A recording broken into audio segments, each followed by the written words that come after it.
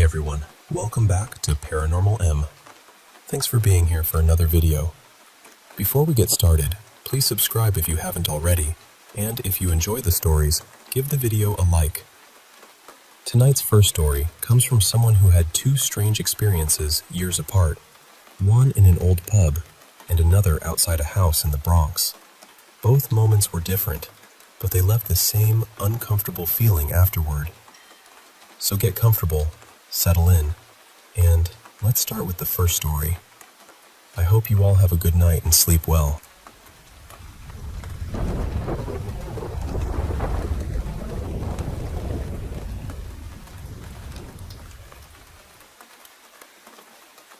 Hey, I want to share two really eerie experiences I've had. Both totally different, but each left me feeling unsettled in their own way. So, grab a seat and let me take you through these moments that felt like something just beyond our usual reality. Alright, first story. This one happened back in April 2016, when I was working as a waitress at this tiny, slowly fading Irish pub and restaurant in Poughkeepsie, New York. The place had this old-world charm, but was hanging on by a thread. I was working the morning brunch to lunch shift that day, and by the time I'd finished all my side work, cleaning tables, wiping down counters, making sure everything was ready, it was still so quiet. Honestly, it was almost too quiet. Usually, I'd just be staring at my phone or doing some schoolwork in the downtime. So there I was, standing at the waitress station. My back was to the kitchen door, which was a heavy wooden door with this little glass window in it. The kitchen was bustling in the background, but I was just casually messaging friends and taking some snaps. You know, just passing time. We weren't quite open yet, maybe about 20 minutes away from the doors officially swinging open to the public. Suddenly, I heard the front doors to the dining room creak open, and the floorboard groaned way across the room, like someone had stepped in. I was in the middle of taking a selfie, just goofing around, and I looked up to see who it was.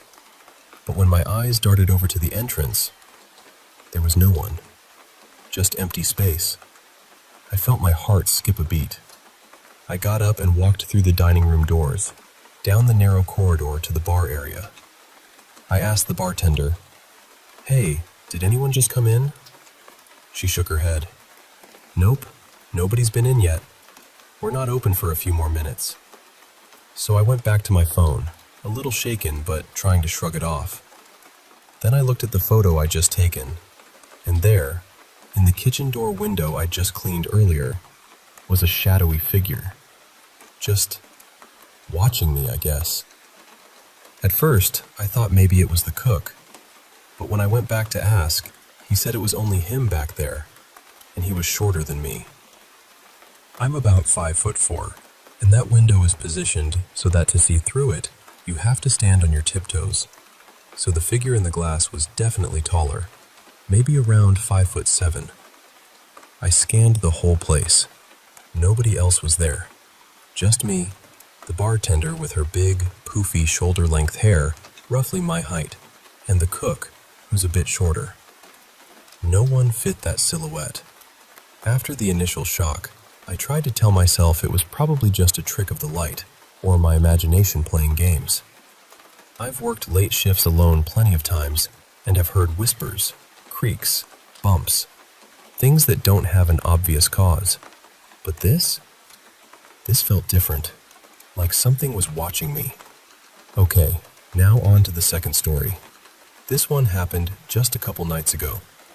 I was hanging out with my girlfriend Mia and her sister in their backyard. Actually, we were sitting in my car, just smoking a few joints. We smoke pretty often, so a few joints are nothing new, just a normal, chill session. It was about 8 p.m., and since we live in the Bronx, New York, the sun had already set around 7, and it was fully dark by then. Mia's sister went inside, leaving just Mia and me. I was rolling another joint, and we were joking, chatting, laughing, all just normal stuff. The backyard has parking for about 4 cars, but they were all empty except the one I was in. I was parked closest to the neighbor's fence on the right side, facing the street, so I had a clear view down the driveway. Behind me was this mesh fence that you can see right through, and beyond that, there's a church. To my right, in the neighbor's yard, there's a little garden you can see into. I'm telling you all this because I had a pretty good view of the entire yard, front, back, and sides. If anyone or anything had come near, I would have noticed. Suddenly, out of nowhere, we both hear this whistle. It was loud and clear, about 2 seconds long. It wasn't like a bird or a car horn or anything normal. It was just this sharp, piercing whistle. The sound made both of us jump. Mia even scooted over from the passenger seat right onto my lap. But I tried to keep calm. I whispered to her to get back in her seat, and after a few minutes, she settled down. We started talking, trying to figure out what it could have been. Maybe a cat, maybe a squirrel, or even some weird sound from my car. We were trying to be logical about it, dismissing anything supernatural. And then, just as we're talking, it happens again. Right next to Mia's ear, loud and unmistakable. I swear, it sounded like the whistle came from inside the car, right beside her head. My radio was off. The AC was on low because it was a bit chilly, and the windows were rolled up tight. There was no way it was from outside. It felt like whatever was making that noise was trying to get our attention, like it was saying, "I know you're here, and I'm listening." We stayed for another 20 minutes, but Mia was too uncomfortable to stay any longer, so we left. She told me weird things always happen in her house, stuff she's never really taken seriously, but now I'm not so sure. She shared a few stories from when they were kids. They used to play hide and seek, and Mia, who's 22, would hide in her sister's closet. Sometimes, she said, she'd see this pale little girl hiding there with her. The girl never gave off any bad vibes, just sort of there. Mia never bothered her. When I asked if she ever thought it was strange, she said she was probably too young to really think about it back then. Her brother also remembers seeing a little girl running down the hallway once. At first, he thought it was one of his sister's friends, but when he checked, no one was there. Both Mia and her sister confirmed they didn't have anyone over that day. And then, about a month ago, Mia was up late, around 11 p.m., sitting in the living room. She heard someone in the kitchen, like they were taking out stuff to make tea, but when she went to check, the kitchen was empty, and the tea stuff was left out on the stove like someone had just walked away. In the morning, she asked everyone, and no one had been up making tea. There's also some family history tied to the house.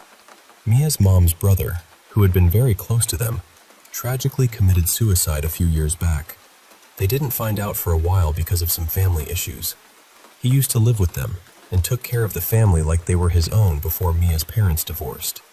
Going even further back, before Mia's family bought the house, a doctor lived there. He had a daughter who was healthy once, but became paralyzed after an accident. You can still see the evidence. The doorways are wider to fit a wheelchair, and there's a ramp outside. Sadly, that girl passed away in the house years later. So yeah, between the whistle that night and all these little stories, I can't help but feel like there's something more in that house, and maybe even back at that pub. I'm more of a science person, always looking for logical explanations, but some things just don't add up. And I guess that's what makes these stories stick with me. The feeling that there's an unseen world brushing up against ours, just barely out of sight.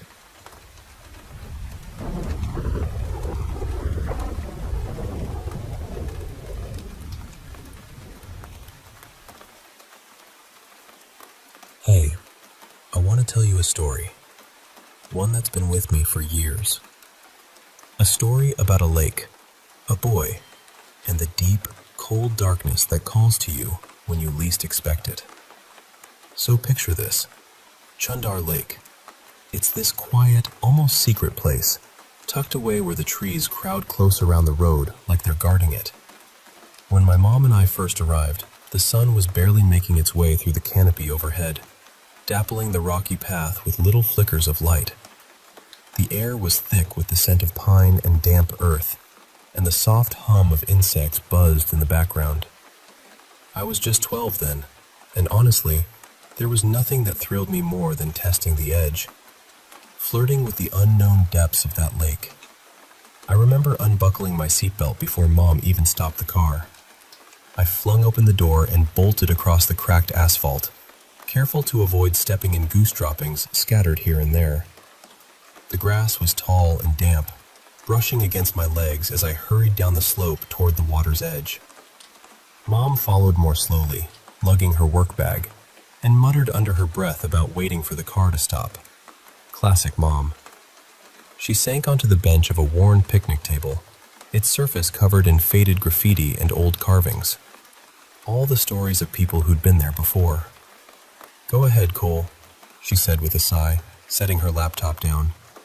"Have some fun." The lake itself was alive with summer.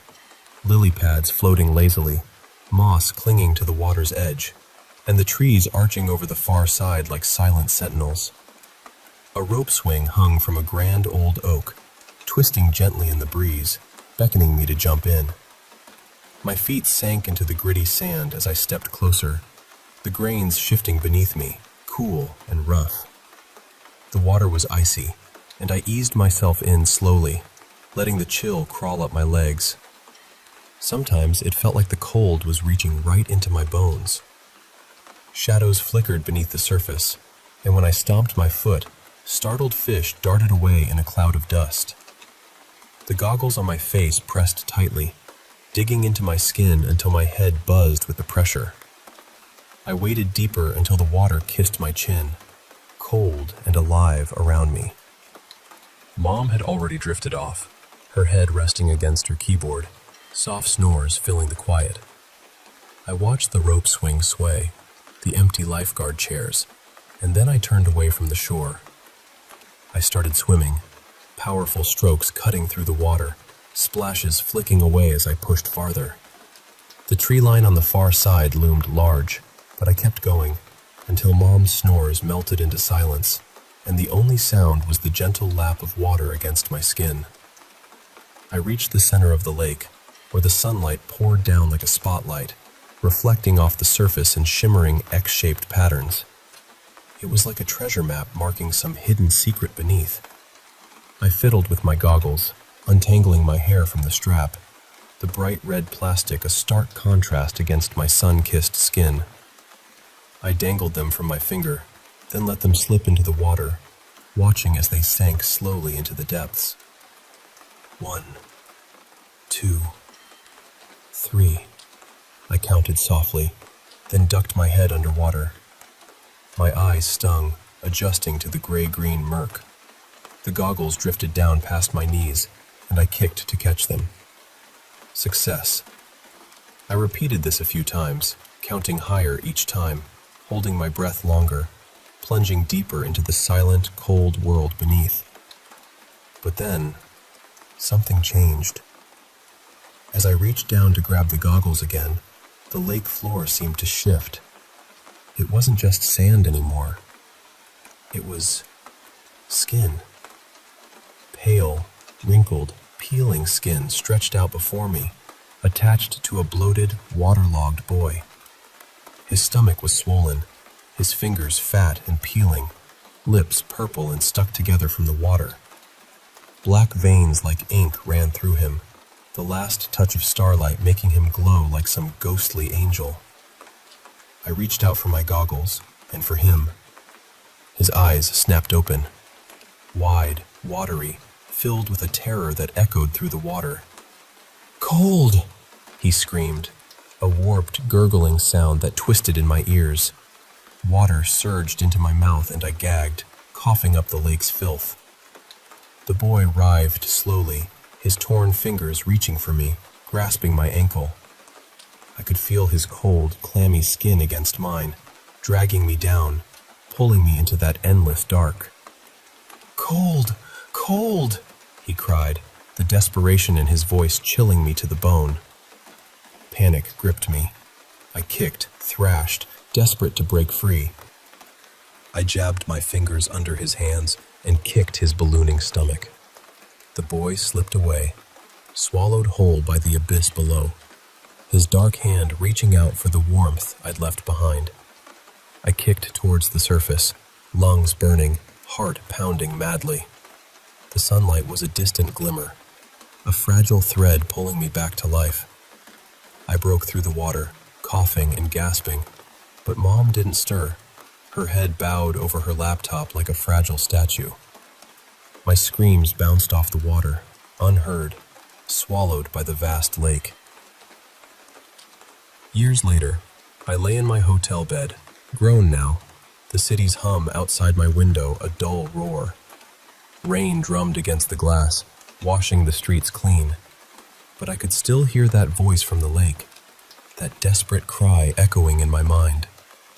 I reached for my phone when it buzzed, Mom's voice coming through the storm's static. She told me they were filling in Chandar Lake, draining the forest, smothering it beneath rubble and dirt. A final burial for the shadows beneath the water. I imagined the trucks rolling in, the earth swallowing the lake and its secrets, a chance to finally let go. Back in Boston, I checked into the hotel lobby, where Aubrey sat behind the front desk, her face half hidden beneath a curtain of dark hair. I asked her about the pool, and she pointed me down the hall, through the gym. The pool was empty, quiet but for the hum of the air conditioner and the faint scent of chlorine that clung to the air like a ghost. I dipped my foot in the water, feeling the cool embrace, the way it lapped gently against my skin. But then, something brushed my ankle, cold, unexpected, a shiver crawling up my spine. I scrambled out, heart hammering, telling myself it was nothing, just my imagination. But it wasn't nothing. Later, I bought some swim trunks, the fabric itchy and tight, but I wore them anyway. I returned to the pool, ready to face whatever waited beneath the surface. Aubrey teased me, joking about my lack of swimming skills and the danger of drowning. But I was serious. This time, I wanted to confront the past. The pool was silent, the water still and waiting. I edged into the deep end, the cook water wrapping around me like a shroud. And then I saw him, a boy with fiery red hair, pale skin, floating just beneath the surface, peaceful as if asleep. No different from me, no less scared. I reached down, slid my arms beneath him, feeling his fading warmth, and began to pull him up the ladder. His weight was heavy, dragging me down, but I held on, squeezing his hand, willing him to hold on too. But then, the ceiling above me rippled, like glass refusing to break. The pool was sealed, trapping us in this watery prison. The boy's grip tightened, and his voice echoed again. "Cold! Cole!" The darkness rose, swallowing the tiles beneath us, twisting the boy into something grotesque, skin peeling, veins blackening, limbs swelling grotesquely. He pulled me down, closer to that endless abyss. I fought with everything I had, but the darkness was strong, anchoring me in its cold embrace. I closed my eyes, bracing myself for the end. Then, thunder cracked above. Light pierced the dark water. Aubrey's hand found mine, strong and steady. Together we kicked, struggled, and broke free from the nightmare, dragging the boy's lifeless form out of the water. His skin leaked dark ink, and he collapsed onto the tiles, a fallen ghost. Breathing hard, I thanked Aubrey. She smiled wryly, saying she'd been watching me all along, that she knew something was wrong. We laughed through the tension, splashing each other, chasing away the shadows with laughter and warmth. And you know what? For the first time in 10 years, I felt safe. Not because the lake was gone, or the boy was saved, but because I wasn't alone anymore. Because sometimes, the scariest depths are easier to bear when someone's there to pull you back to the light.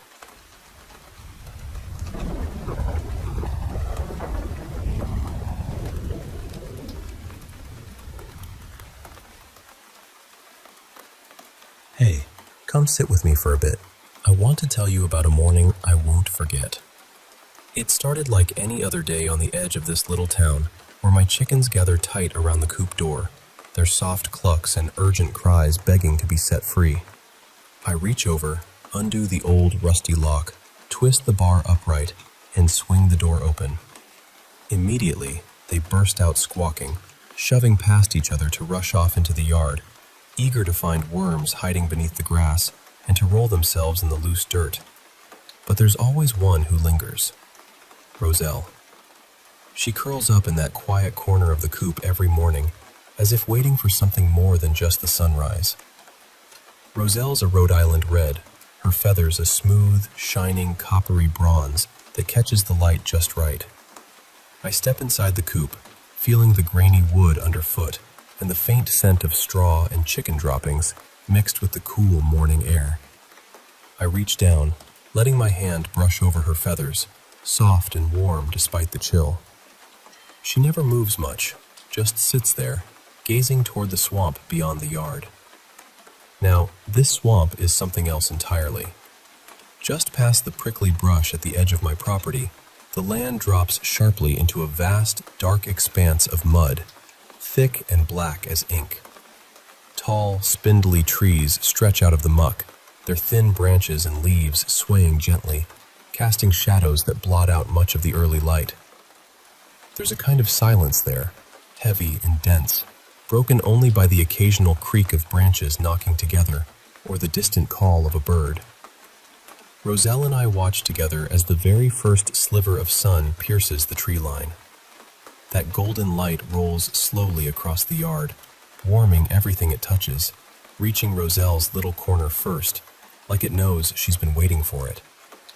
It's a quiet moment, one of those small, perfect times that feels like the world is holding its breath. Later on, the chickens are busy again, pecking and scratching the grass for anything edible. I settle back in my lawn chair, the plastic creaking beneath me, and pull out a horror novel. One of those cheap paperbacks that's full of cliches and terrible writing, but it's enough to distract me from the gnawing emptiness in my chest. That hunger that feels like dirty fingers curling around my heart. I dig into my pocket for a cigarette and my mom's lighter, a silver one, scratched up and worn from years of use.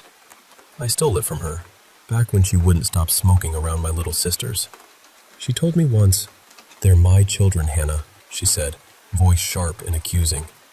"You'll be having yours soon enough." But I never wanted kids, not really, and certainly not more if I couldn't care for the ones I'd have. I light the cigarette, the smoke curling into the cool air, and take in the rough warmth as it fills my lungs. Roselle pecks at the dirt, her beak tapping and scraping until, score, she catches a fat, wriggling worm. But before she gets to eat it, two of her sisters spot her prize and chase after her. She bolts, darting around the corner of the house with them close behind, clucking loudly. I think about Mom's words. She wanted me to settle down, have a family, come back home. The day I left, she stood in the doorway, blocking the way out, her arms braced against the frame like she was holding back the whole world. "I understand," she said, voice tight. "You need space. You want to explore. But don't waste time. Don't wait to find a man. Raise a family. And when you do, you'll come back to us. You have to." I had a whole list of sharp retorts ready to launch back at her, but when the moment came, my tongue caught in my mouth. I turned quietly, slipped out the back door, and left without a word. A rough cough rakes through me, so I set the book down on the grass and head to the curb to spit, crushing the cigarette under my heel. I pocket the stub and make my way back to the chair. I hate cigarettes. Hate the way Mom dragged me into this craving I never wanted. One of the chickens, Sally, a barred Plymouth Rock, peers at the cover of my book and starts pecking at it. "Hey," I say, scooping her up. She clucks softly as I smooth her feathers down, black and white stripes shining. She settles against my stomach, eyes closing. We sit like that for a long time, the sun dipping lower until the words on the book cover blur into the shadows. Then, Breaking the quiet, a chicken's scream slices through the air like an alarm. The wind carries it, sharp and urgent, and Sally jerks awake, claws digging into my shirt as more panicked voices join the chorus. I wince, heart pounding, and leap to my feet, holding her tight. No time to grab the gun. Fear swells in my chest like a rising tide. We rush to the backyard, but it's calm. No blood, no feathers scattered. The chickens run circles around the coop, flapping and clucking, except for Raven. She's a sleek black bantam, standing still like a sentinel, eyes fixed on the swamp. The dark trees sway, knocking softly against each other in the evening breeze. I unlock the coop and swing open the door. Sally slips inside, flapping to the floor, and the others follow, settling down to peck at their feed and quiet down. My heart slows, relief washing over me. Except Raven. She won't come in, still staring toward the swamp, calling out with a sharp, lonely cry. I squat next to her, running a finger over her head, trying to soothe her. The prickly bushes at the swamp's edge reach out like crooked fingers, thorny and relentless. The coop hides in the shadow of my house, its wooden frame wrapped in wire, topped with a roof of old blue sheet metal. A wooden ramp leads from the dirt floor up to the nests inside. I pick up Raven and drop her inside. She struggles a bit, but settles soon. I count the chickens. Tilly, Tori, Daisy, Sally, Raven, Gracie, Goldie, and Roselle. But the numbers don't add up. Roselle's missing. Then, through the wire, Gracie stops crying and looks, her eyes wide. There, with slow, deliberate steps, comes Roselle, picking her way through the thorns, talons blackened with mud, bits of dark sludge dripping from her beak. I watch her pass by, quiet and cautious. Until now, the girls have kept clear of the swamp's edge. I always keep a watchful eye, ready to fend off any fox that dares to come close. But I can't protect Roselle if she wanders into those thorns, disappears into the shadows beyond. Roselle ignores the feeder and climbs the ramp. Not hungry today, it seems. She slips through the small door into the nest, thudding softly onto her perch. I hear the rustle of feathers as she settles in for the night. I grimace, remembering the times I've locked myself away upstairs, shutting out the world. I tuck the book under my arm, fold up the chair, and slide it into the shed. I make a last pass by the coop, my boot sinking into something soft on the ground. Chicken droppings, maybe? But no. There's a hole dug into the dirt, pressed against the coop's wall. Someone's been trying to burrow in. My throat tightens, and I kick the dirt back into place, stomping hard. The swamp seems to shiver and creak, thick flies buzzing at my neck, daring to land. I think, it's time for a fence. Later, wrapped safe beneath heavy blankets, legs curled tight and arms hugging my knees, I close my eyes. But the dark doesn't bring peace. Instead, shapes form, something rising out of the swamp. A woman, dripping with thick, sticky mud, clawing through the thorns. She presses herself against the coop, her long, filthy nails slipping through the wire. I shrug off the covers and fling open the window. The warm night air rushes in, but the swamp breathes its eerie whistle, its shadows alive and restless. I grab the shotgun and the box of shells from under the bed, set them ready by the wall. Sleep escapes me. I listen to every sound. Morning comes, slow and gray. The sun hides behind the trees, the canopy overlapping like a shuttered window. My head throbs and my stomach growls. Time for breakfast, maybe fresh eggs if I'm lucky. Slipping on my boots, I step outside. The chickens are already pecking at the feeder, all except Roselle. She's usually the first, pushing her way past the smaller bantams. Today, they don't have to fight her for a spot. I prop open the nesting box's side flap. There, cramped in the corner, is Roselle, her head tucked under her wing. I reach in, smoothing her feathers, then gently nudging her aside. She whines and snaps at my fingers, biting softly. There's an egg beside her, but something's wrong. It should be a warm caramel brown, but this one is dark crimson. Soft to the touch, the shell gives way under my fingers, sticky and pulsing with heat. I wipe it with my sleeve, but the color stains, refuses to lift. Roselle shrieks, claws digging into my hand, drawing tiny pinpricks of blood. This town is small, and the nearest vet is over 2 hours away. I pace the yard, my mind racing as I make an appointment for the next day. But why? Roselle's young and strong. My eyes are drawn to the burning light filtering through the canopy. Worry crackles in my mind like static as I turn up the stove. 2 fresh eggs crack into the pan, yellow and bright. But my gaze keeps drifting back to the crimson egg. I don't own a rooster, so it can't be fertilized. But it feels alive, somehow. Its surface soft, almost like skin. I tap it against the pan's edge. Nothing. I press my fingers into the membrane and tear it open. A foul brown goo oozes out, splattering into the pan with a sickening plop. The stench hits me like a punch, putrid and overwhelming. I clamp my hand over my mouth, fighting the urge to vomit. The yellow eggs lose their color, merging with the brown sludge into a thick, muddy mess. As the pan heats, bubbles rise and pop, the goo warbling and shrinking until only steam remains. The pan's empty. Nothing cooks here. I stand frozen for a long time. Then I get my chair.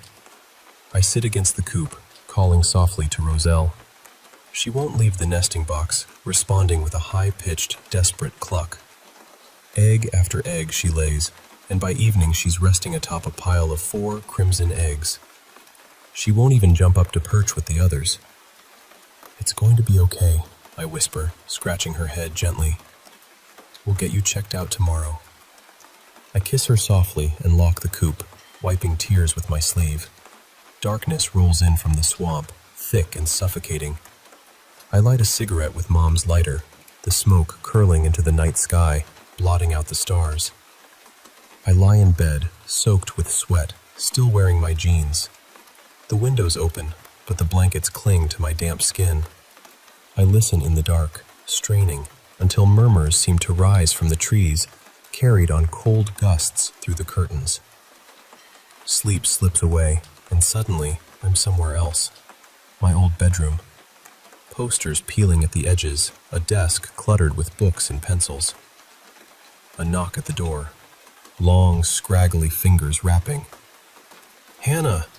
The voice screams, and Mom stumbles in, smelling of alcohol, sweat, and something else. Something raw and bitter. She leans over me, wrapping me in a suffocating embrace. "You need to make more, Hannah," she slurs, swaying. "Make more. Little grandbabies for me, won't you?" I try to pull free, but she pins me down, her breath hot and sour against my skin.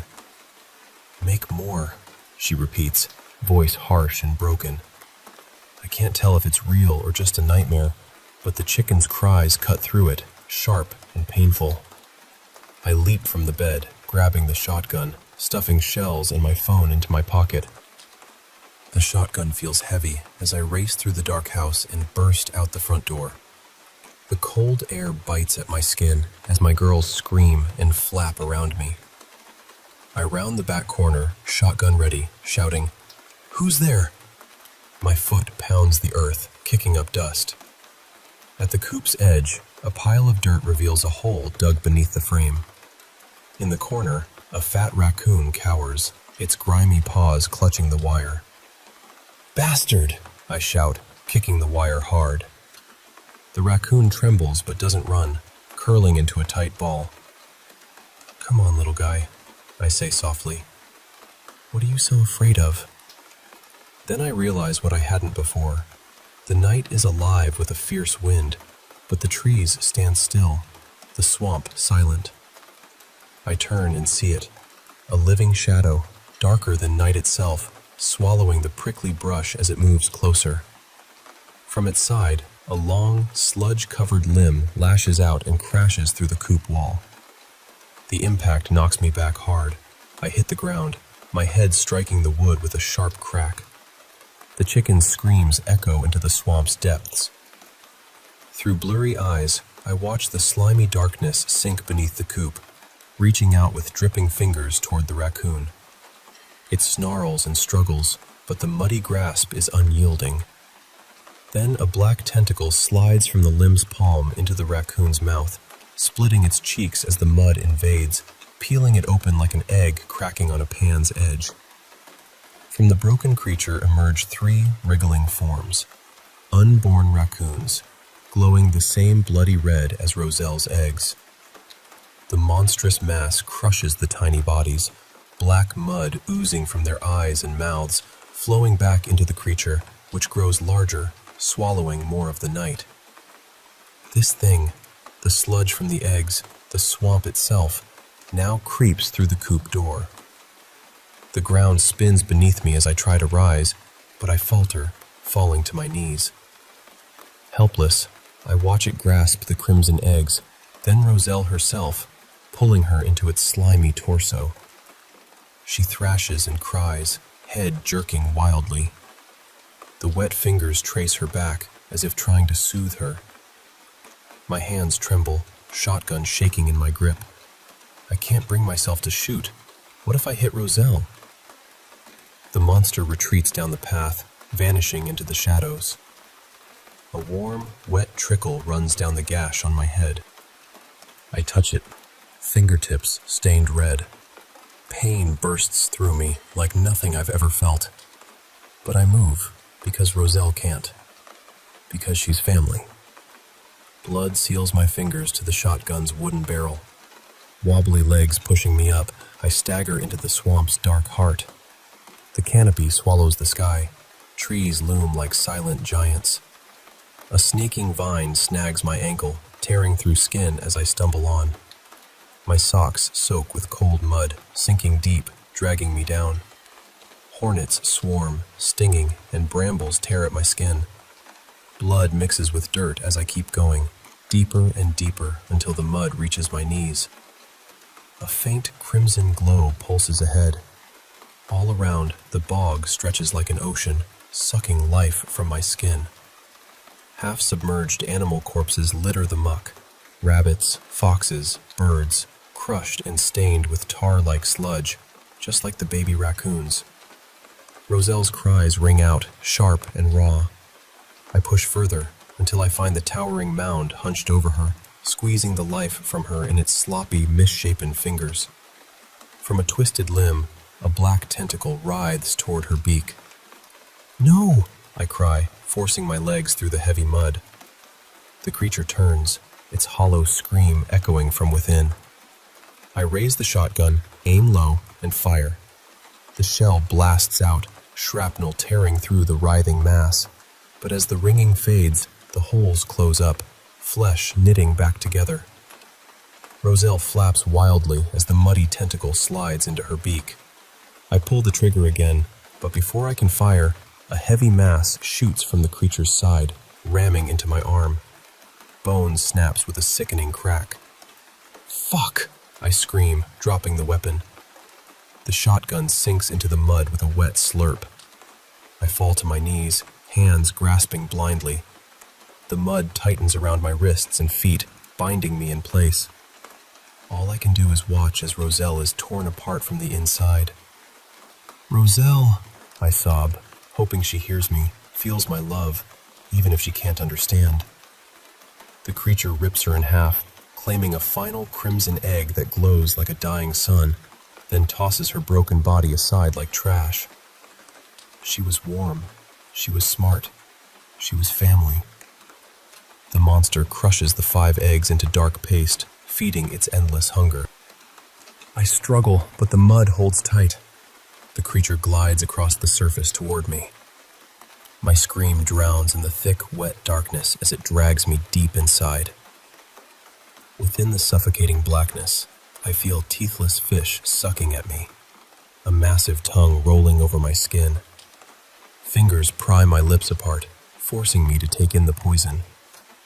The mud slithers deep, wrapping around my lungs, filling me with infected waste. I choke, can't breathe, taste rot and decay as my own body fights itself. I don't want to die, don't want to bring this darkness into the world. I try to scream, but no sound comes. I try to move, only fingers twitching. My lips start to peel. The flow intensifies. I think of Roselle, her soft feathers, her fierce claws, her screams. Pain blooms in my broken arm and the gash on my head burns fiercely. My heart races against the darkness. And then I remember Mom. All the things I never said. I focus every ounce of strength into my fingers, reaching blindly into my pocket. My fingers close around the lighter. Click. Click. A small flame bursts to life, flickering in the black. The creature warbles, its flesh bubbling and boiling. It recoils, shrinks away, melting back into the swamp's depths. I cough, hacking up thick, wet mud. The sweet night air fills my lungs at last. Silence falls. Then the trees shake once more, drowning out my sobs as I stomp and kick at the mud. Holding Roselle's broken body close, her feathers matted with blood and dirt, glowing faintly like fading embers, I whisper, "I'm sorry." I carry her back to the coop, laying her in her favorite corner where the sun will find her first. The other chickens begin to stir, dropping from their perches at the sound of my quiet weeping. I reach inside, hugging each one gently, feeling their soft warmth. Then I gather them all into the car, driving a little way down the road. My body aches as I trudge back to the house, to the swamp. Something dark and heavy is growing inside me now. But God's help me. I'm going to try to burn it out.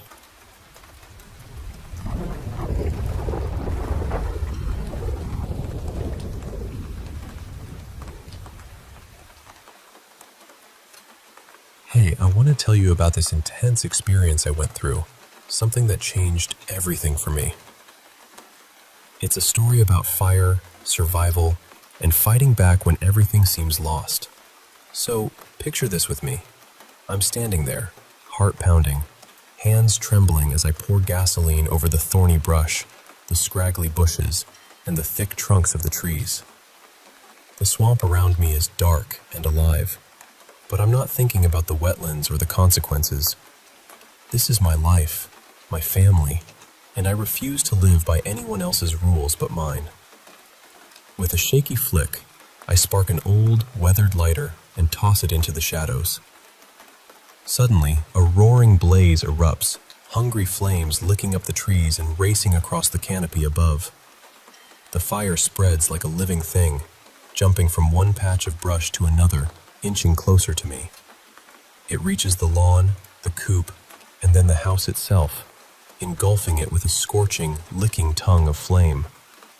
The night air feels like it's boiling, the heat intense and unforgiving.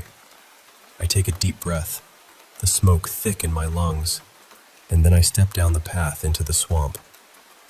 The flames cast a fiery red glow, brilliant and proud, like a fierce spirit named Rosanna.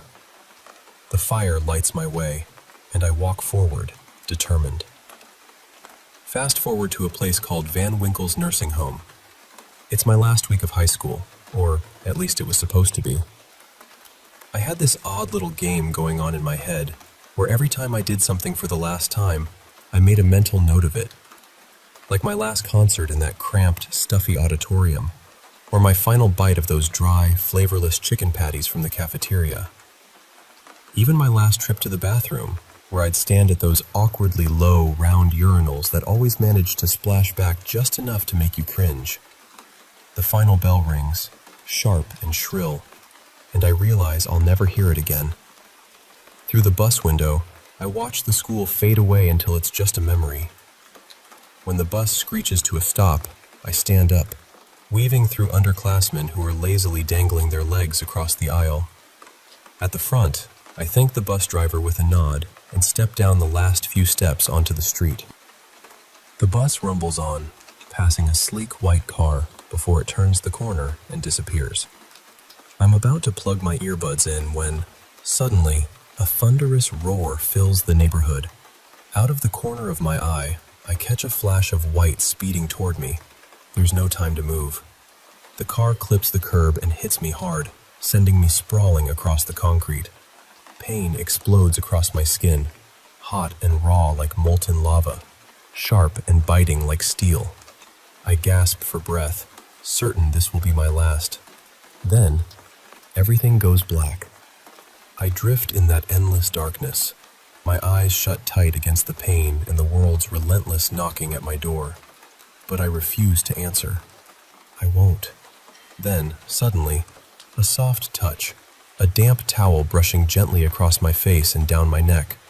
Cool, soothing. A voice calls softly, "Mr. Irving?"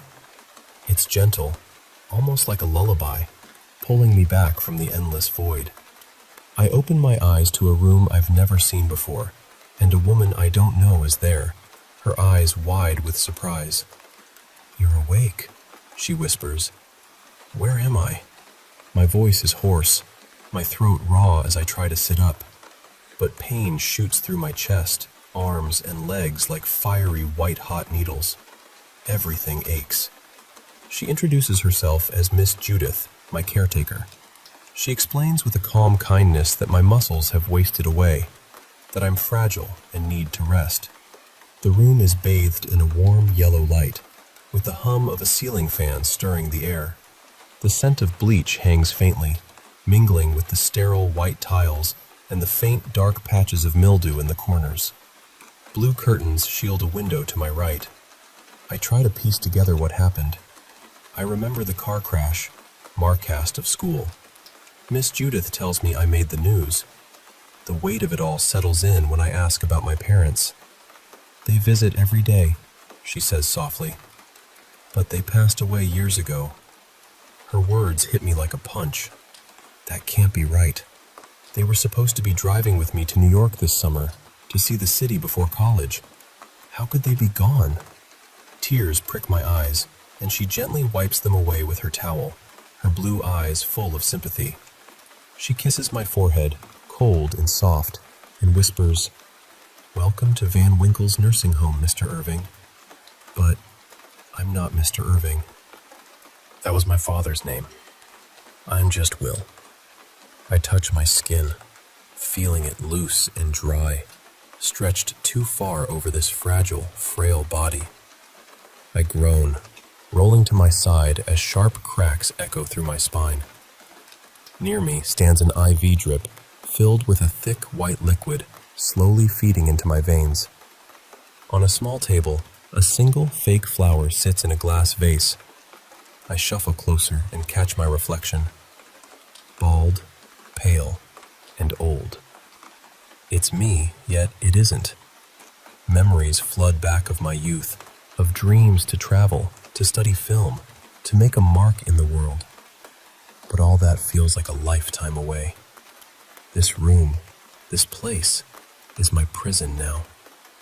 From behind the curtain, an old man's voice croaks, "You heard her, didn't you? It's a miracle." He laughs, a creaky, unsettling sound like an old rocking chair swaying in the wind. I ask him what year it is, but he just chuckles and says the world outside has probably gone to hell. He tells me his name is Brian, and that he woke up just yesterday, trapped like me in this strange, broken body. Then, Miss Judith returns, carrying trays of food that look more like mush than anything edible. She smiles sweetly and insists I eat, despite my lack of appetite. I take a bite, the texture unwelcome and pre-chewed. She praises me, and my heart flutters with a strange mix of gratitude and fear. That night, sleep eludes me. I'm haunted by loss and loneliness, the creeping dread that I'll lose myself completely. Then, I see Brian again, staggering around the curtain bend, his face shadowed and pained.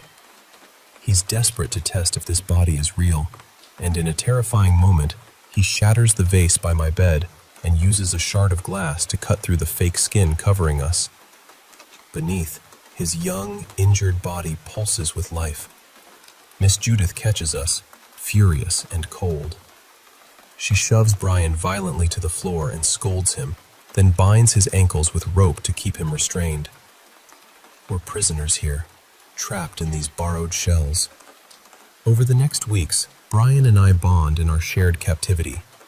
We whisper plans of escape, practice moving our bodies in secret, stretching and strengthening muscles that have been dormant far too long. We dream of freedom beyond these walls, away from Miss Judith's cold control. Finally, ready to act, I tear open my rubbery old man suit and emerge, young again, trembling but alive. Brian follows, shedding his disguise. The window is sealed tight with concrete, or likely underground. We prepare to leave, but then Miss Judith appears, wheeling a cart with tattered clothes, the remnants of another victim. She spots us, and her shriek fills the hall. She charges, swinging a metal IV stand like a weapon. Brian is hit hard, collapsing, and I'm slammed against the wall, pain exploding in my chest. I fight through the agony, grabbing the metal rod and wrestling her to the ground. Holding her by the ponytail, I drive the shard of glass into her neck. She goes limp, her nurse's uniform stained crimson. I catch my breath, gather Brian's battered form onto the cart, and push through the dim corridors toward freedom. We climb the stairs, muscles aching, hearts pounding. At last, a door opens to a sunlit street, golden light spilling over the pavement and trees swaying in a warm summer breeze. A dragonfly darts past. "It's still summer, Brian," I say, my voice breaking with hope. "We have all summer. We're alive." I raise my bloodied hands and scream for help, ready to reclaim the life that was stolen from me. And that, my friend, is where the story truly begins.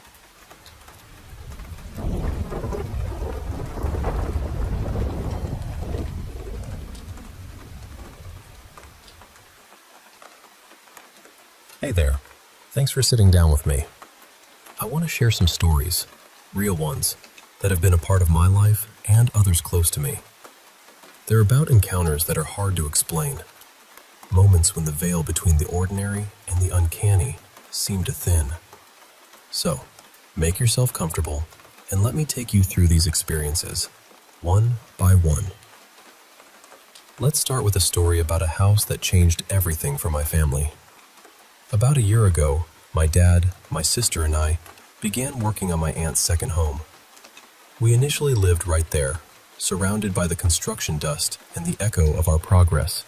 But slowly, the house started to feel off. It began with small things, the kind of things you try to shrug off. My dad checked the attic early on and noticed 3 old Art Deco tiles carefully placed on a windowsill.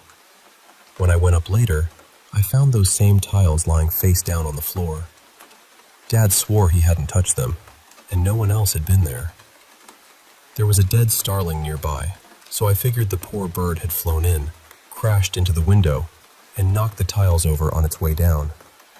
But the attic was strange beyond that. The floor was scattered with dead woodlice, though I never spotted a single living one. It was eerie, and I couldn't shake the chill that crept in up there. As weeks passed, we noticed tools disappearing, power drills unplugged without explanation, and power cords lying untangled but out of place. My dad and sister started whispering about poltergeists, while I told myself it was just our imaginations running wild. Then, we learned that the previous occupant was an elderly lady who lived alone, never spoke to anyone, and had died in the conservatory after a fall. Her belongings were all cleared out, except for 2 items, a metal pin of the Virgin Mary and a moth-eaten bathrobe. I admit, I thought it was funny to put on that bathrobe to scare my sister, but after a while, I wished I hadn't. One night, after we'd hidden the bathrobe away in the dark garage, I found it lying in my bed. No one had seen me move it, and my sister couldn't stop crying. We left that night, unable to explain what had happened. The strange events didn't stop there. Mirrors fell, sometimes hitting us. My dad claimed to have seen a crucifix float from under his shirt to smack him in the eye. His black eye was proof, but I still doubted. Footsteps echoed in the kitchen late at night. Lavender scents would fill rooms when we had no lavender anywhere nearby. We even found house centipedes, creatures rare in our area, which seemed to explain the dead woodlice. One morning, a neat line of dirt stretched across the threshold, which we initially took as a protective spell, only to realize it was just wind-blown dust. Eventually, we decided it was best to commute rather than live there. But even away from the house, the hauntings followed. Pictures fell off walls without cause. It made me wonder, can a spirit follow you? Has anyone else experienced that? I'm still trying to make sense of it all. Now, shifting to a different home, newly built, bright and modern. Since moving in, there have been noises. Footsteps, scratching, shadows flickering just beyond sight. I work from home, usually alone during the day, with 2 dogs who mostly sleep quietly behind me. Yet, I hear things that can't be explained by normal causes. My 9-year-old daughter used to feel safe in her basement bedroom, but recently she's been terrified, saying even the dogs don't feel safe down there. We moved her upstairs, and she's sleeping peacefully now, but I feel uneasy working alone in the basement. Cold breezes brush past me with no fan or air conditioning running. One of our dogs froze in the hallway, crouching low, eyes wide with fear, as if someone was yelling at her. The other dog growled fiercely at the same spot and refused to move for minutes. I caught it on video, and it's chilling. Neighbors have reported similar strange happenings: objects moving, televisions turning on by themselves, pets fixating on unseen things. We're trying to understand the spiritual history of this land. If anyone knows how to find that out, please reach out. Speaking of the paranormal, I have to share this. One evening, a group of friends and I decided to try a Ouija board. We set everything up carefully, white candles flickering in the dark, the alphabet laid out on the table. I was the one to ask the questions. At first, the glass moved slightly, spelling gibberish. Then it answered yes to our question of presence and gave the name Peter. We asked innocent questions, and the glass spelled precise answers. It was unnerving and fascinating. But then, Peter stopped responding. When I asked if anyone else was there, the glass moved to no, then aggressively spelled out, Satan. I laughed nervously, telling it to shut up, and the glass quickly spelled, Be quiet, Bush, my last name. It got darker. When I asked about my first day at a new school, it spelled, Everyone will hate you. We tried to end the session properly, but the glass resisted, moving rapidly, threatening us with the word, death. It was hours before it finally stopped. We left shaken, unsure of what we had summoned. Years ago, a friend told me about his walk home from college. Every evening, his mom would be in the garage when he arrived, letting him in. One night, he saw her in the garage, but when he called out, she turned and went inside, closing the door. Confused, he called his brother to come let him in. Inside, he found no sign of his mom. His brother was playing video games. The figure he saw was gone. He'd seen it clearly, not just a shadow. Later, his grandmother found an old glass jar wrapped in strange papers, buried with a plant from their family home. The papers had indecipherable writing, and the jar rattled with some liquid and rocks inside. She called it witchcraft and insisted they call a priest to cleanse the house. The jar was never opened, and the mystery remains. Another strange one. My girlfriend first heard a toy's melody playing at night, like an old ballerina music box spinning its tune. It started months ago and came from different rooms, but we never found the source. I heard it myself recently, and it creeps me out. This started around the time my grandmother fell ill, and I wonder if it's connected somehow. I'm not losing my mind. My girlfriend hears it too. Speaking of Ouija boards, another friend shared his experience. They contacted a spirit named Garth, who died in a car fire. They heard noises and asked the spirit to move objects, but nothing happened. As they ended the session, the planchette resisted their goodbyes, moving in wild circles and sticking to the board. It took all their strength to move it off, and afterward, 2 of their friends experienced tragedies. One lost a partner, another was in a severe car accident.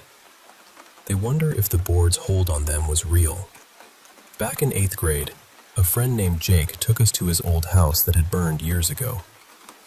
Stories of a Civil War soldier's ghost, energy balls, and children's laughter surrounded the place.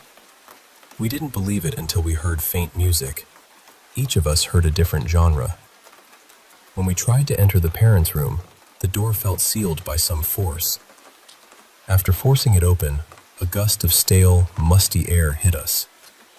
As we left, a large apparition appeared at the window, watching us. We ran and never doubted the house was haunted. There's also a memory from my childhood mountains home. One freezing night, my brother and I woke to a strange creature, a turtle-shaped figure with spiked edges and a lion-dragon-like face. It watched us quietly, then silently slipped down the stairs. It was unlike any animal we knew, and years later, my brother recalled the same vision, even though I'd never told him. We still wonder what it was. Now, a touching story from a friend living in Vietnam. On his birthday, his girlfriend decorated their apartment with balloons spelling "Happy Birthday." But the letters kept falling off, until only BHDY remained. His father, a Vietnam veteran who had passed years ago, used to say "body" instead of "buddy." In that moment, he felt his father's presence clearly, a message delivered in their own language. It was a gift beyond words. One more Ouija story. In an old farmhouse with creaky stairs and a basement straight from a horror movie, strange things started happening. Chairs moving, loud crashes with no cause, scratching noises from the basement door. A spirit named David, linked to the board, was hostile, especially towards cats. After a terrifying series of events, including a ghostly figure of an old lady seen at a window, the board was taken to the garage. Once submerged in a river, the hauntings ceased. It was a battle of spirits, and they finally won. Another night, driving home from a wedding, a friend and her husband saw a mist hovering over a yard. Her husband, usually a skeptic, yelled in shock at the sight of a translucent lady in old-fashioned dress. They never found any storm drains or explanations. To this day, they wonder if it was a ghost or just condensation. On Christmas Eve, a young woman saw a glowing figure in her sister's bed corner, a tall angel with wings and a praying figure that bowed. The next morning, her family learned her uncle had passed away. The angel was his farewell, a peaceful, loving goodbye. In a basement of an old house, a woman saw a black shadow dog enter the laundry room. Her partner, skeptical at first, saw it too. It was the only time he admitted to seeing something unexplainable in their 8 years in that home. A young woman working for an older man in a secluded house experienced increasingly disturbing events. Dishes falling, showers running unseen, loud crashes, nightmares, and a cat that hid under the bed. Once, while waiting outside for her boyfriend, she heard a woman's voice on the phone, though she was alone. The police dismissed her concerns. She never returned. A nurse in an assisted living facility reported feeling watched, especially at night. One November evening, while outside with a coworker, she saw a tall man in black with a top hat standing silently behind a window. When she looked away and back, he vanished. Finally, a man shared a chilling encounter with what could only be described as a doppelganger.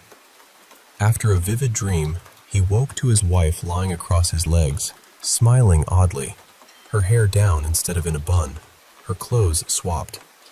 She tickled him with sharp nails, her smile wider than normal. Terrified, he woke again, this time to his real wife curled beside him and their black cat. 2 others had seen this wicked version of his wife. it was as real as anything. These stories, each a thread in the tapestry of the unseen, remind us that not everything is as it seems. Whether spirits, shadows, or echoes of the past, they reach out in ways we can scarcely understand. Thanks for listening, and if you have experiences like these, I'd love to hear them. Until next time, stay curious and keep your heart open.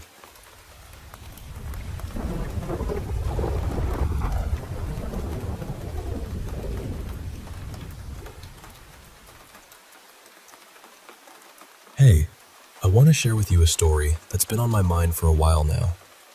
It's about a woman named Jackie Hernando, just a slight change from Hernandez, and her chilling experience in a small home in San Pedro, California, back in 1989.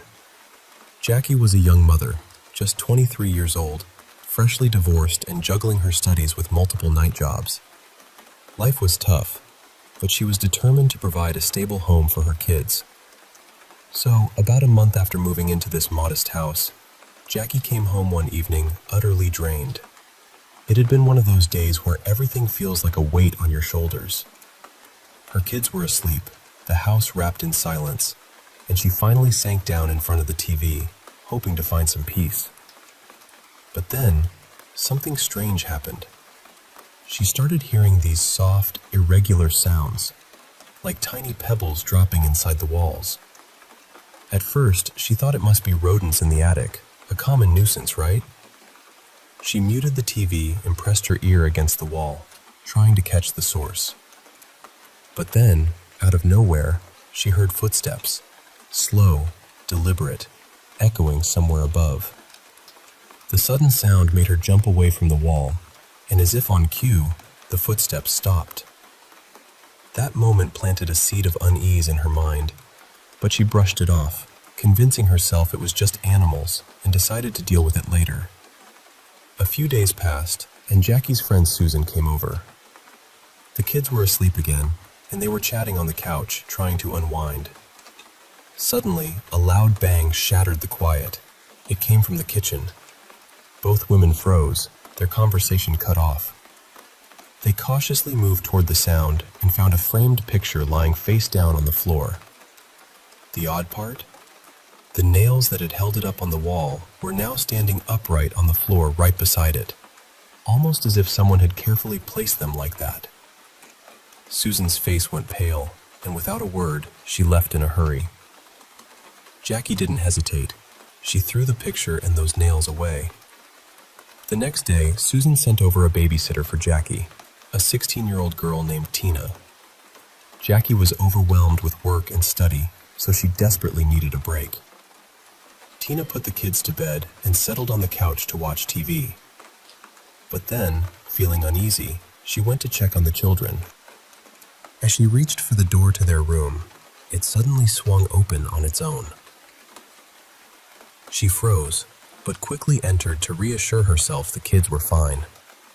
Then, as she quietly closed the door behind her, she noticed it was trying to push itself open again. Tina guessed maybe the house was built on a tilt, nothing more. But when Jackie heard Tina's story, she didn't react with relief. Instead, her face drained of color. She confessed to Tina that strange things were common in the house. That night, Tina left, feeling a mix of fear and sympathy. The very next day, Tina came back to babysit again. Jackie pulled her aside in the kitchen to explain the routine, but suddenly, Tina stopped mid-sentence, staring at a corner of the room. Jackie followed her gaze and saw a ghostly, glowing orb slowly drifting through the air. They both stood frozen, watching this eerie light move silently. Jackie grabbed her camera and snapped a photo, hoping to capture proof of what they had just witnessed. After this, Jackie stopped trying to find logical reasons for what was happening. She confided in no one but Susan and Tina, but even they had no answers. Desperate, Jackie reached out to her ex-husband, Ricardo. He listened, but thought she might be lonely or seeking attention. Still, to support her, he agreed to help. Ricardo tried calling out to the entity in the house, but nothing happened. He told Jackie not to worry and left. But moments later, when Jackie opened her closet, she was horrified to see the walls covered in strange letters. A big red A and a blue L scrawled repeatedly. This chilling discovery made it clear something sinister was sharing the house with her. Jackie started spending more time with Susan, taking walks to escape the oppressive atmosphere. One day, during a walk, they ran into Jackie's landlord. When Susan told him about the haunting, he promised to have local priests bless the house. 2 priests came the next day. Jackie told them everything. They blessed the home and left, but things only got worse. The priests called Child Protective Services, claiming Jackie wasn't mentally fit to care for her children because of her belief in the haunting. Suddenly, Jackie was being watched and judged, isolated and terrified. Weeks later, Susan convinced Jackie to contact a paranormal investigation team. The investigators were skeptical, but agreed to come. Jackie invited Ricardo to be there, hoping his presence might help. As they recorded their session, the power suddenly cut out. Jackie was visibly petrified, saying she knew this would happen. The entity was in the attic. The cameraman bravely crawled into the attic with his camera, expecting to find nothing. But then, Ricardo heard a whisper in his ear. "Ask them to get the hell out of here." He was shaken. Moments later, the cameraman screamed and tumbled out of the attic. He claimed something grabbed his camera and scattered the parts around the attic. Everyone was shaken, and the team promised to return later, but left immediately. That night, Jackie fell asleep on the couch after putting the kids to bed. Suddenly she woke, freezing cold, and saw the ghostly figure of an old man staring at her children. When she screamed, he vanished. Panicked, she took her kids and fled outside, calling the investigators and begging for help. They returned and found Jackie outside in her pajamas, terrified. They entered the house with caution. The silence inside was almost suffocating.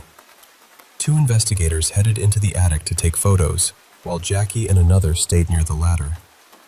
Suddenly, one investigator was yanked back into the attic. His flashlight dropped, plunging the space into darkness. The other frantically used his camera's flash to illuminate the scene, revealing their colleague hoisted up and tied to a post in the rafters. Strangulation marks were visible on his neck. Horrified, the 2 freed him, and all 3 ran out of the house, their equipment forgotten. After that terrifying night, the strange occurrences in Jackie's home stopped. It was as if the entity had finally been disturbed enough to leave them in peace. This story has stayed with me. Not just the fear, but the resilience of a mother trying to protect her family against something beyond understanding. So, that's Jackie Hernando's chilling tale of the San Pedro haunting. Thanks for listening.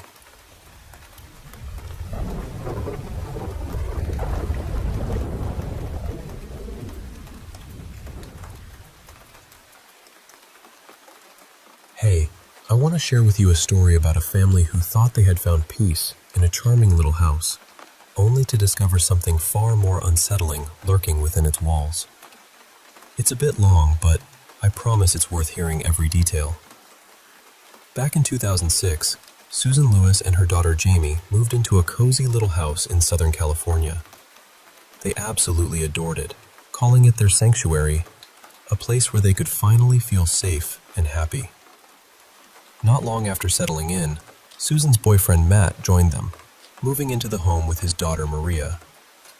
Maria and Jamie were the same age, and they quickly became close, enjoying each other's company as best friends do. For a while, life was peaceful. The sun would warm the pool where the kids played. Laughter echoed through the rooms, and it felt like nothing could ever go wrong. But, as sometimes happens, the calm was just the surface of something much darker.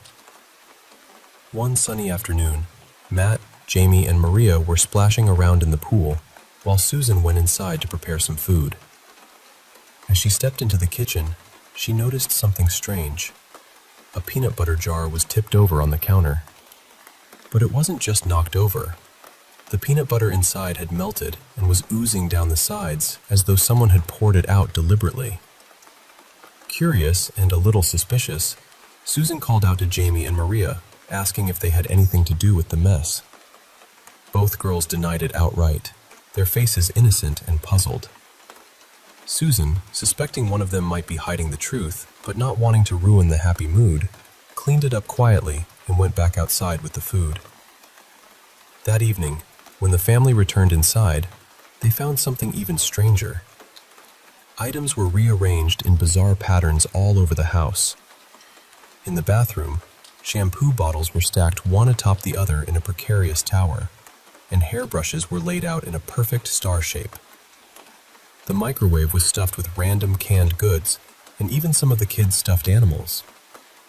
Under the kitchen sink, cleaning supplies were lined up on the floor by height, and the walls were smeared with strange liquids mixed with soap and shampoo.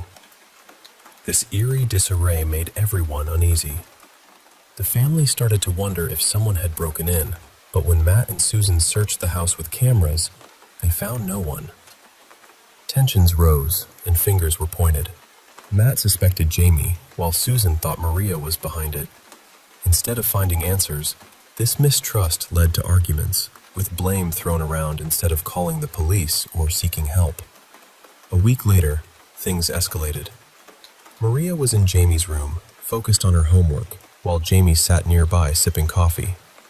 Suddenly, Jamie needed to use the bathroom. She set her coffee cup down on the table and left the room. When she came back, the coffee had spilled all over the bed, the cup resting on the wet mess.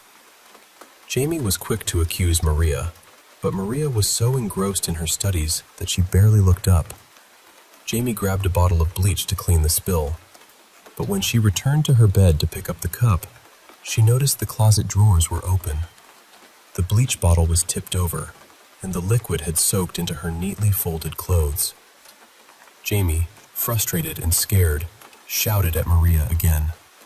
Susan heard the commotion and hurried in. As she entered the room, a picture on the wall suddenly crashed to the floor. Before she could react, another painting followed suit, tumbling down like something invisible was pushing them. The three of them, startled and frightened, ran out of the house and into the safety of their car. Susan started driving away, trying to escape the growing sense of dread.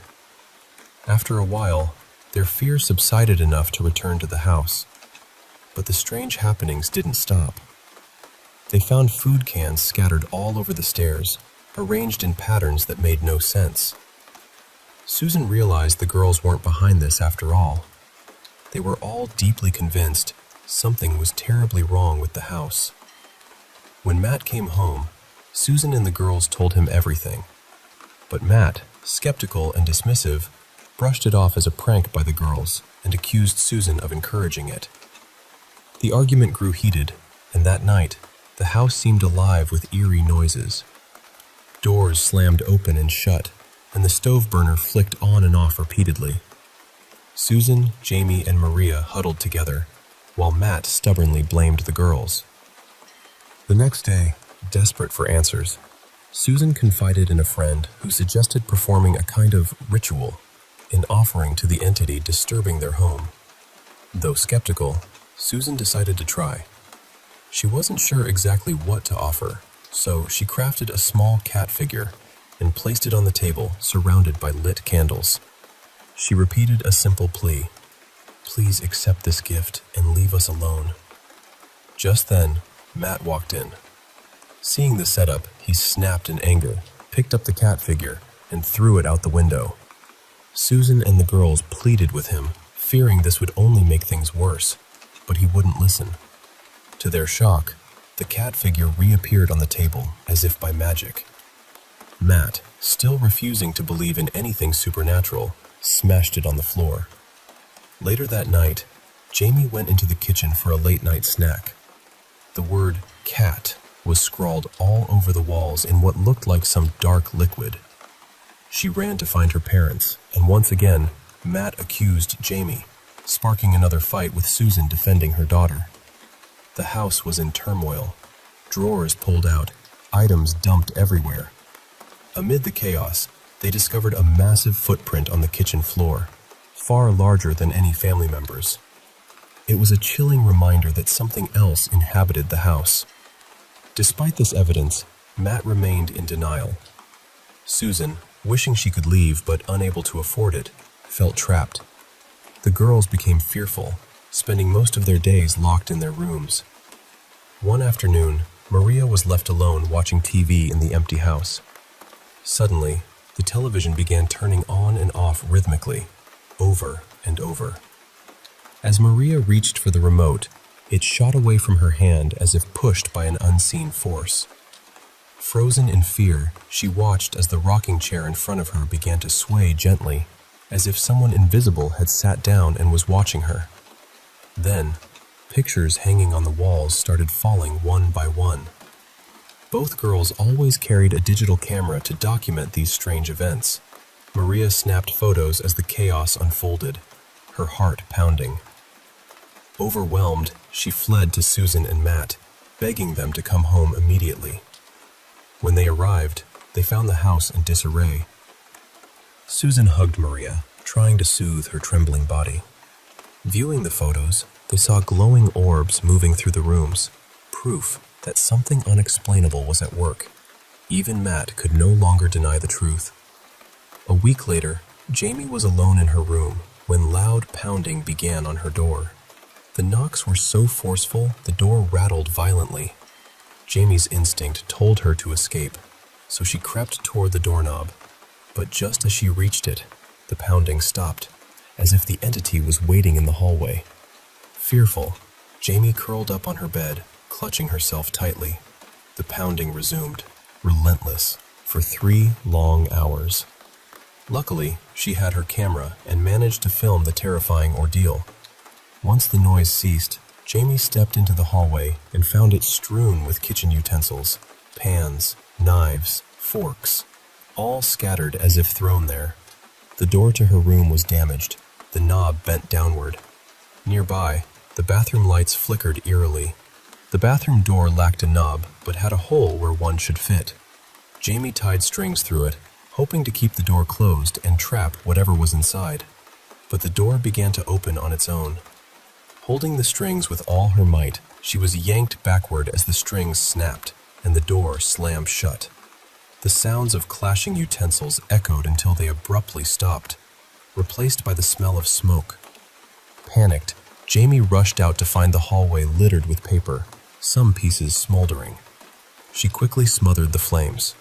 It was clear, the entity was trying to set their home on fire, with Jamie trapped inside. Terrified, she fled outside and sat on the doorstep, waiting for her family. When Susan and Matt returned, Jamie recounted everything and showed them the footage. That night was the last straw. Despite knowing they would face financial ruin, the family decided to leave the house immediately. Strangely, after they moved out, many of their neighbors and others in the area also abandoned their homes. No one would buy those houses again, and the reason for this mass exodus remains a mystery. It's a chilling tale, isn't it? A family seeking peace but finding terror instead, trapped by forces beyond their understanding. I hope you never have to face anything like that. But remember, sometimes the things we can't see are the most real of all.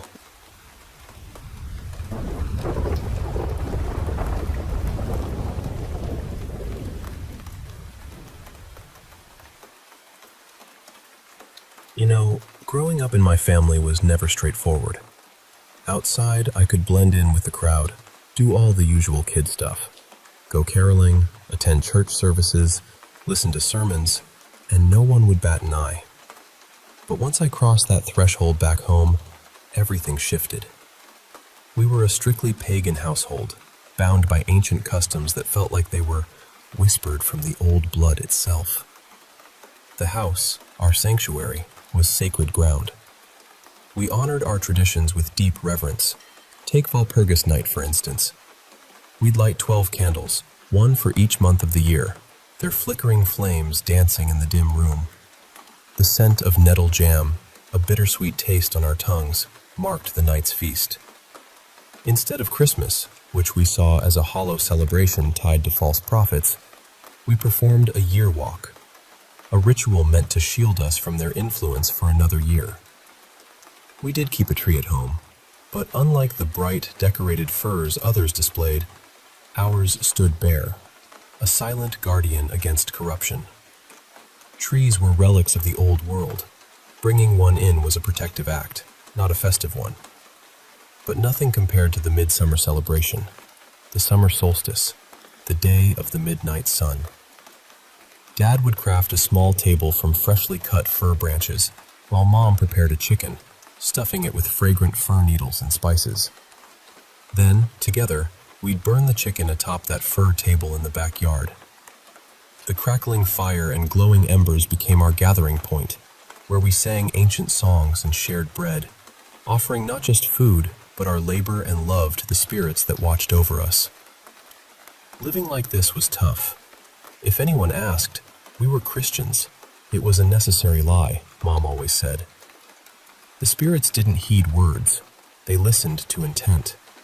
But the fear of being discovered, of someone probing too deeply, gnawed at me constantly.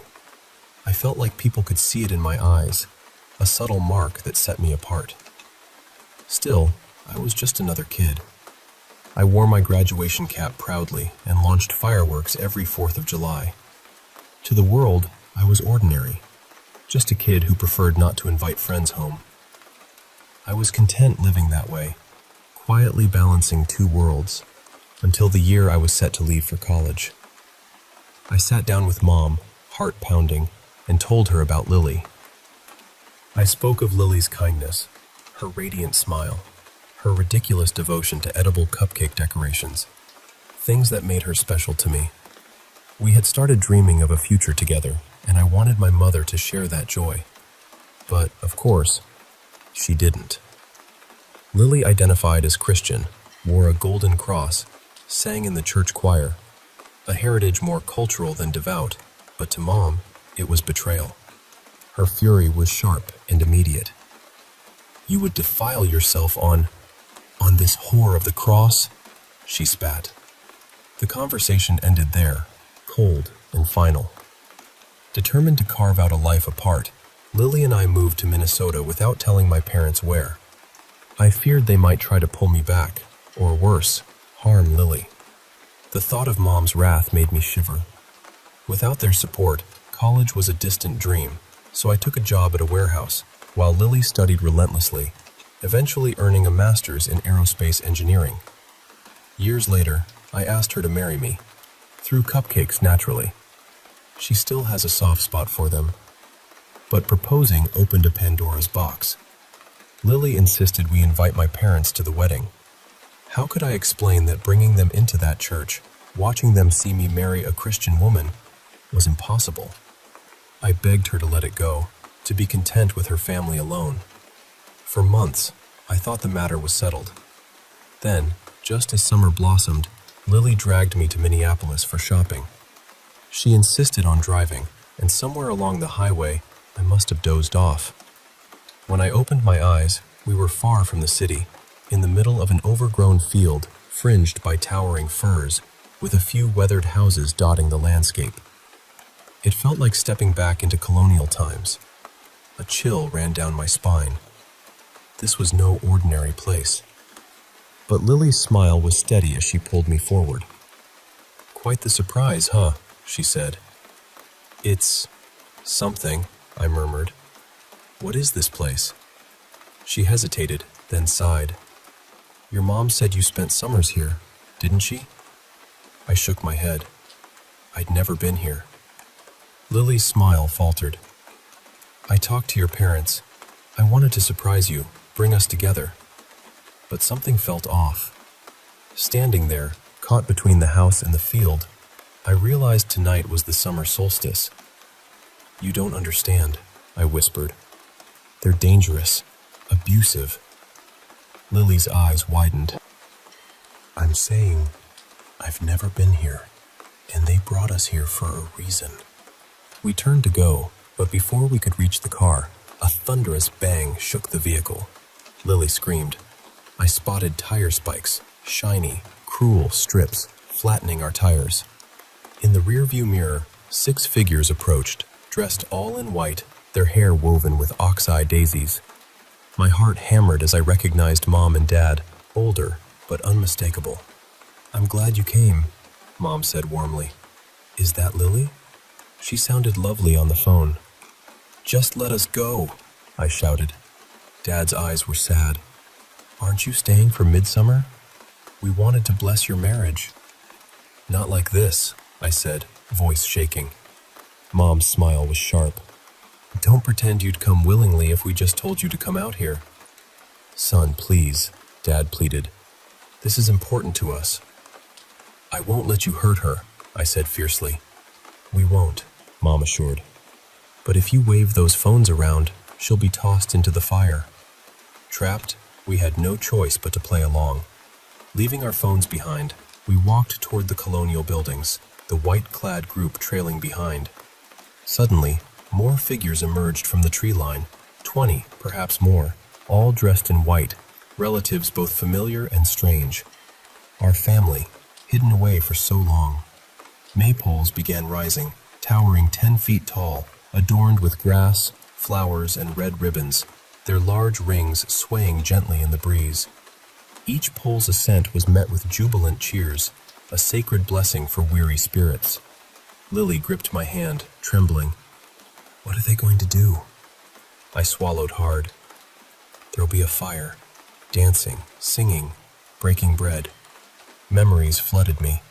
The fur tables Dad made, Mom's knife glinting as she prepared the chicken, the spray of blood until the carcass ceased moving. "A sacrifice," I whispered. "Usually a chicken, but now, maybe a goat or a cow." Lily's voice faltered. I didn't know. I thought it was just some celebration." The sun dipped low, the air thick with anticipation and the scent of pine and smoke.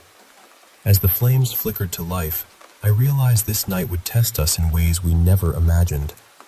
But holding Lily close, I vowed silently to protect her, no matter the cost. Together, we faced the gathering, 2 worlds colliding under the midsummer sky, bound by love and ancient blood.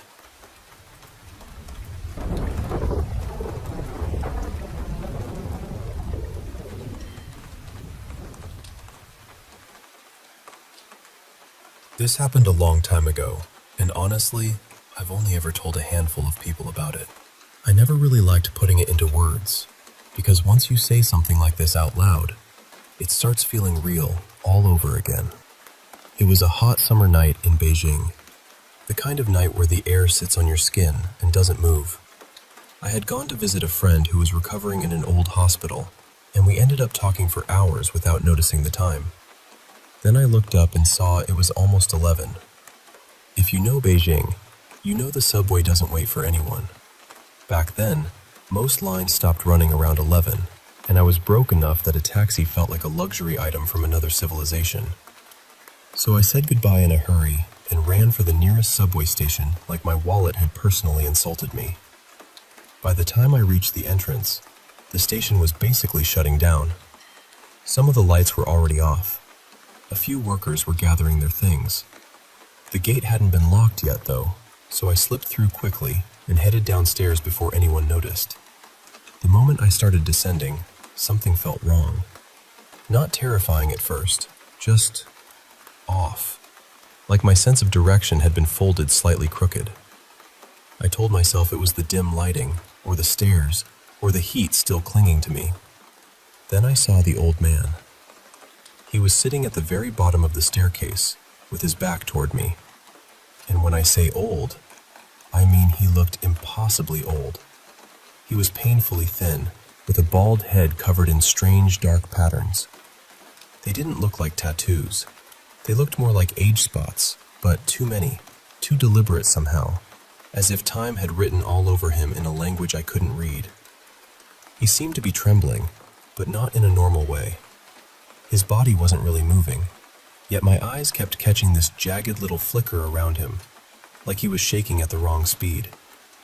He was wearing a loose white sleeveless shirt, very old-fashioned. I had only ever seen that kind of clothing in Qing Dynasty dramas, but on him it didn't look like a costume. It looked natural, like he had never changed out of it. I remember thinking, when I pass him, I'll look at his face. So I walked past him. And once he was behind me, I tried to turn my head. I couldn't. I don't mean I was too scared. I mean my body simply refused.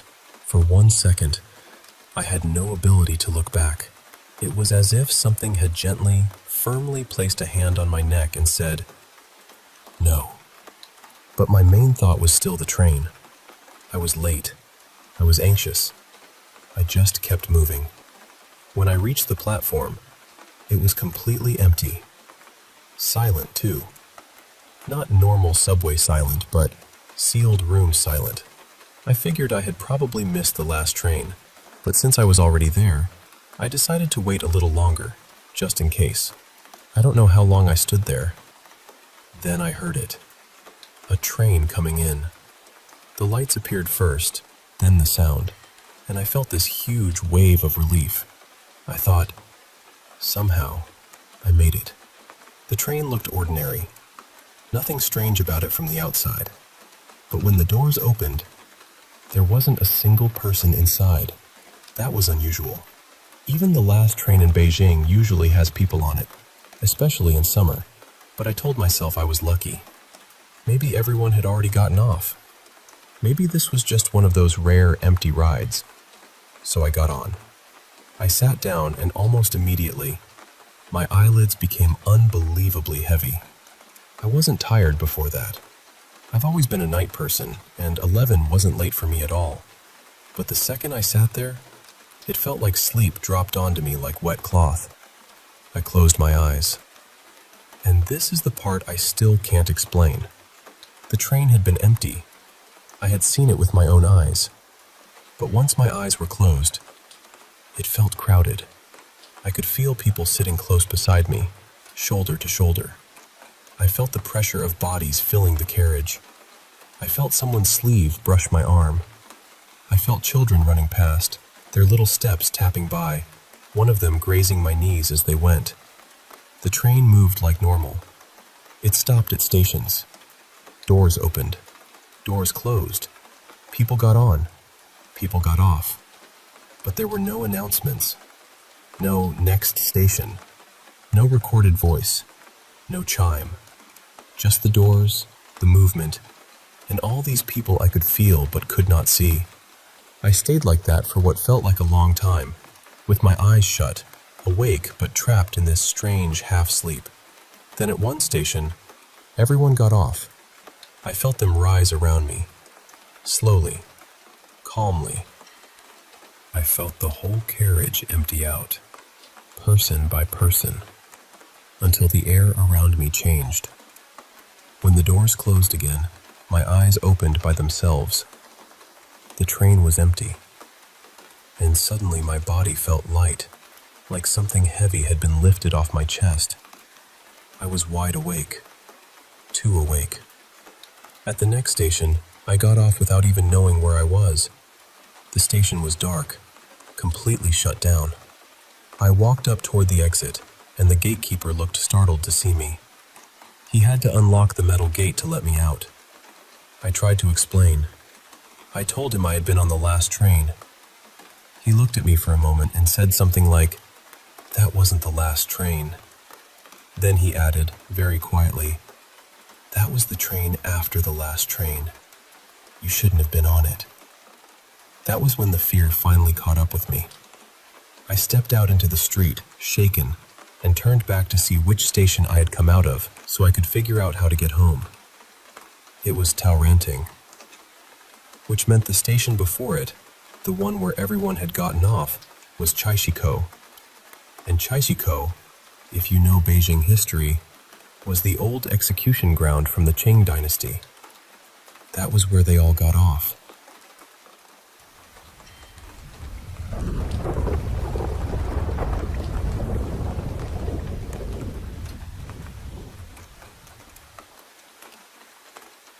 I first heard it sometime in 2024, And honestly, I still don't know what to do with it. It happened in 3 different places, on 3 different occasions, and each time it was the exact same sound. Not similar, not kind of close, the same. I spent way too many nights looking up birds, insects, frogs, anything that lives where I live and could possibly make that noise. Nothing matched, not even close. The best way I can describe it is this long, steady ooh sound. Flat, smooth, same pitch, same timing, over and over again. It didn't rise or fall. It didn't stutter. It didn't sound alive in the way animals usually sound alive. The first time, I was outside and I heard it coming from a tree. At least, I thought it was coming from a tree. I stood there for probably 10 minutes just staring into the branches, waiting for movement. A bird, a bug, anything. But there was nothing. No rustling, no wings, no little shape shifting in the leaves. So I told myself it was probably some random animal I didn't recognize. That was the easiest explanation, and I really wanted it to be true. The second time was when I actually got a short voice recording of it. I was walking near a hospital parking area, right by the end of a quiet road. The sound was coming from this small hedge outside someone's house, maybe shin high, nothing big or dense enough to hide much. And I know it was coming from there. It was close. It was right in front of me. The road curved off into this completely dark side street, and something about that made the whole thing feel worse. I remember deciding right away that I was not walking down there. I got so frustrated and freaked out that I actually kicked at the bush and pushed through it, trying to make whatever it was move or stop. But the sound didn't change. It didn't pause. It didn't react at all. That's the part I can't get past. If it had been an animal, wouldn't it have stopped for a second? Wouldn't it have shifted, or run, or changed its call? But no. It just kept going. Same pitch, same rhythm, same cold, smooth tone. I searched that bush and the area around it for at least half an hour. I honestly started feeling like I was losing it because it was so clearly there, but there was nothing to find. The third time was the worst. I was inside my friend Mira's house with 2 other people, and all of us heard it. So at least I knew I wasn't imagining it. But somehow that made it scarier. We moved around the house trying to figure out where it was coming from. Every time we thought we had the direction, it seemed like it slipped away from us. We checked windows, corners, vents, the yard, everywhere we could think of. Eventually, we got so scared that we locked ourselves in the bathroom and just stayed there, listening. And it kept going. For hours. The same repeated sound, again and again, like it didn't need to breathe, didn't need to rest, didn't care that we were listening. It's been about 2 years now, and I still think about it. I keep hoping I'll hear it one more time so I can get a proper recording, but part of me is terrified of that too. I know there might be a natural explanation. I want there to be one. I really do. But I've had other experiences in my life that people would probably tell me aren't possible. And after hearing this thing more than once, I'm starting to doubt the simple answers. Even listening back to that short recording now gives me chills. It makes my eyes water in this weird, scared way, like my body remembers it before my brain can explain it. I've heard strange noises before, but never anything this persistent. Never anything that felt so close and still stayed invisible. That's what bothers me most. It felt like it was right there, and it felt like it knew I couldn't find it.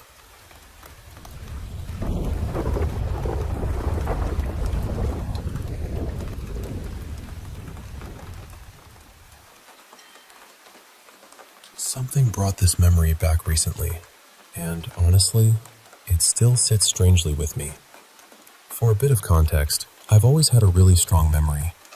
I can remember little flashes from when I was around 2 or 3 years old, and there are childhood events I can describe in more detail than my parents can.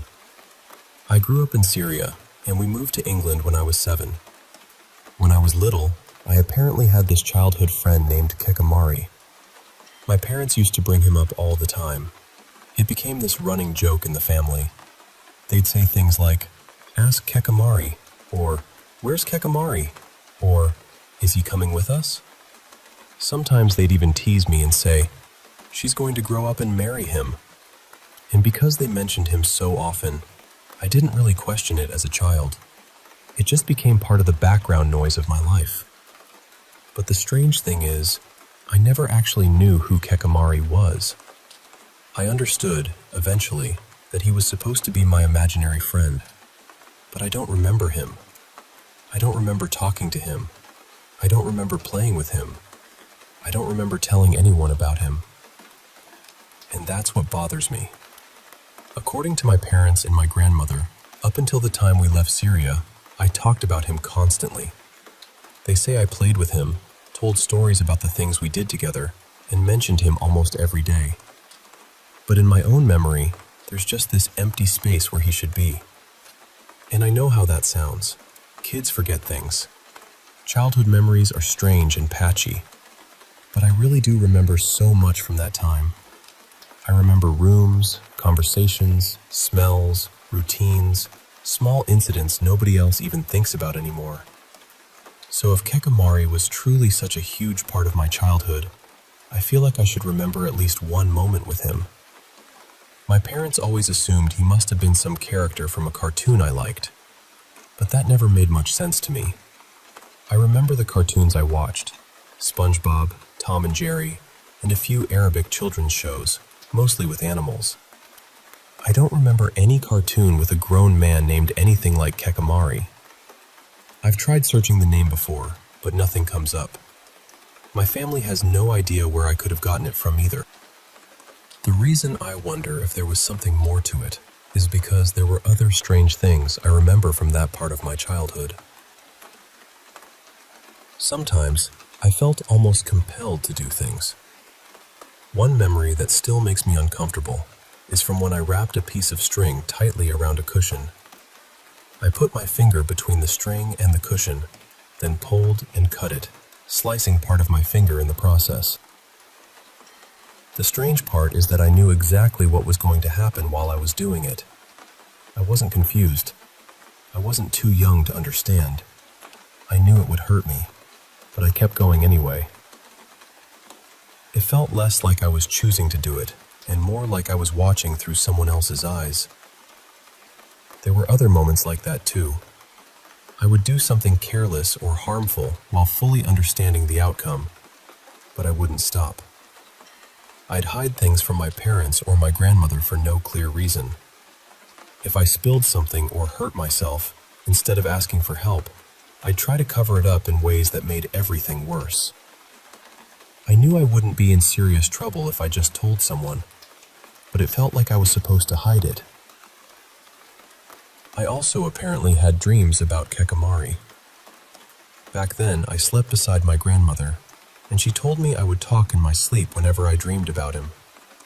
She would wake me up sometimes, laughing gently because of whatever I had said, but I never remembered the dreams. What's odd is that I didn't sleep talk about anything else, only him. I know I was an unusual child in some ways. I could be difficult, moody, even mean sometimes. And growing up in Syria during war probably shaped a lot of things I still don't fully understand. For a long time, I blamed many of my childhood oddities on stress, fear, and the environment around me. But this part still feels different. I can't explain why I have no memory of someone I supposedly talked about every single day. My parents and grandmother wouldn't invent something like that.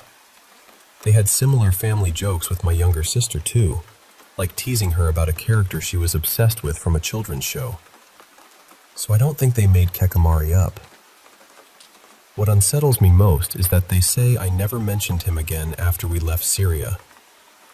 And that feels backwards to me. You would think that moving to a completely different country, where I didn't know the language and didn't have friends yet, would make me cling to an imaginary friend even more. But according to my family, the moment we left that apartment, Kekamari disappeared from my life completely. No more stories, no more games, no more sleep talking, nothing.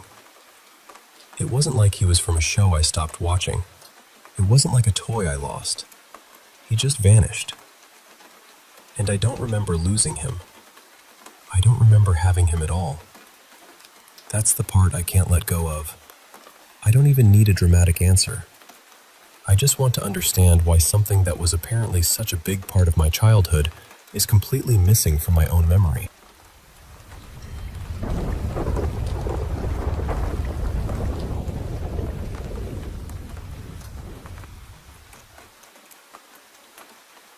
When I was little, maybe 6 or 7 years old, around that age, I was living in London with my mom and my sister. We had this 2-floor house. Downstairs was the kitchen and living room, and upstairs there were 3 bedrooms and a balcony. It was just a normal family home, nothing strange about it most of the time. One day, my mom said she was going upstairs to hang the laundry out on the balcony. She asked me if I wanted to come up as well, because the PlayStation was in my brother's room. I said yes straight away, because at that age, that was all I needed to hear. So we went upstairs. My mom went out to the balcony with the laundry, and I went straight into my brother's room. His room faced the hallway, and I remember sitting on the bed, turning on the old box TV, and loading up GTA San Andreas like it was any other day.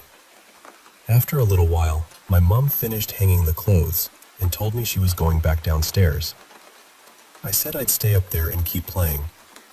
I must have played for maybe 5 or 10 minutes, not long at all. But then I got this feeling. You know when the whole room suddenly feels different, even though nothing has changed? It felt like I was being watched. Just this heavy, horrible feeling came over me. I couldn't explain it, but it scared me enough that I turned off the TV and decided to go downstairs. The stairway was dark, and when I was young, I used to go down slowly, one step at a time. I was halfway down when, out of nowhere, something behind me screamed. Not a normal scream. It sounded deep and horrible, almost like a monster. I screamed too. I spun around, and at the top of the stairs, I saw this dark figure. It was tall, wide, and just standing there. The only way I can describe it is that it reminded me of the Grim Reaper, but bigger and darker. I completely panicked. I rushed down the stairs as fast as I could, screaming for my mom.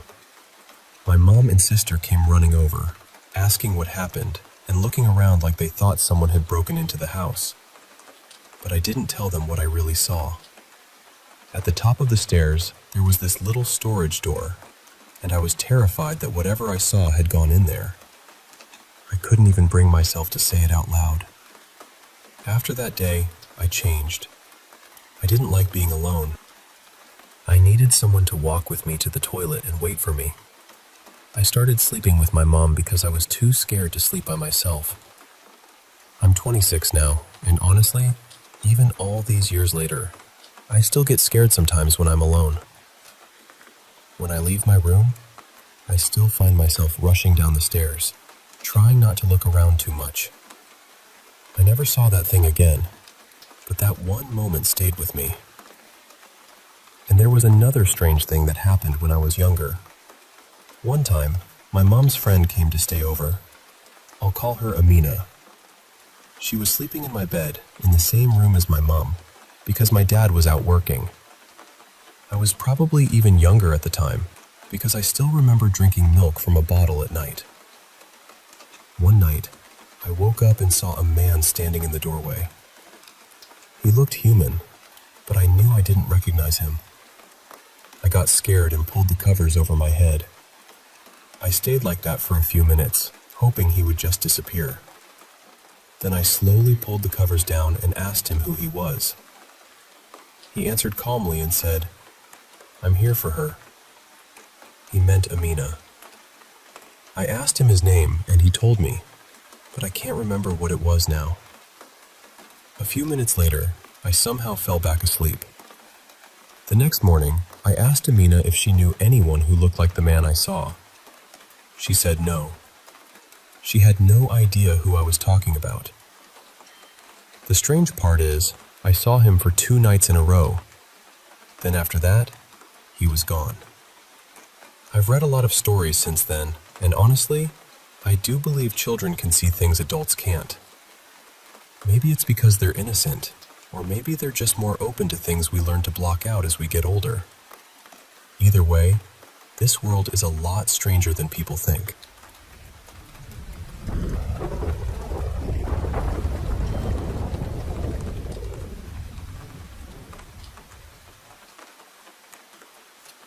I've had nightmares ever since I was little. Not all the time, but often enough that some of them stayed with me for years. They were so vivid that I could still remember the rooms, the faces, even the feeling I had when I woke up. As I got older, though, dreaming became something I was almost fascinated by. I started writing my dreams down in a journal whenever I could.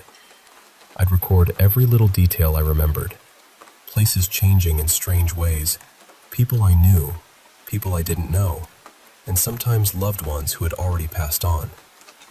Then, in 2023, I went through about a month of experiences that felt completely different from anything I had ever dealt with before.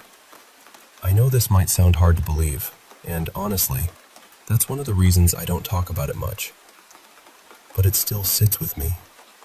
I've wondered so many times whether the figures I saw in my dreams were really gone, or if something was still lingering around me somehow. I think part of that comes from how my parents and grandparents viewed spiritual things. There's something personal I need to mention because it connects to what happened. I don't love talking about it, but I think it matters. I'm a woman, and at times I've struggled with lust, mostly by myself. I've always cared about protecting my peace and my body, so I usually chose to focus on myself instead of getting involved with someone and risking more than I was ready for. One night, I went to sleep like usual. Around 3 a.m., I woke up because my hand was burning. It was the same hand I had used earlier. When I looked down, there were a few small scratches near my wrist. They weren't deep or dramatic, but they were there, and I couldn't explain them. A few days later, something else happened. I had a dream that I was inside a small corner store. There were people arguing, pushing, and shouting over something I didn't understand. I remember standing there feeling completely confused, like I had walked into the middle of something I wasn't supposed to see. There was blood on the floor, and one by one, people started leaving. The last one to leave was this dark figure. It looked like a person, but not fully. It was completely black, almost like a shadow wearing clothes. It had on a dark hoodie, tight black pants, and black shoes, but there was no face, no features, nothing, just darkness. My grandparents would have called something like that a demon. As that figure walked out, these angelic-looking babies appeared near my feet. They kept asking me, over and over, "Are you okay?" Their voices sounded gentle, but I couldn't answer them. I couldn't speak. I couldn't really move or communicate. Then, all at once, they changed. Those sweet-looking babies turned into something demonic.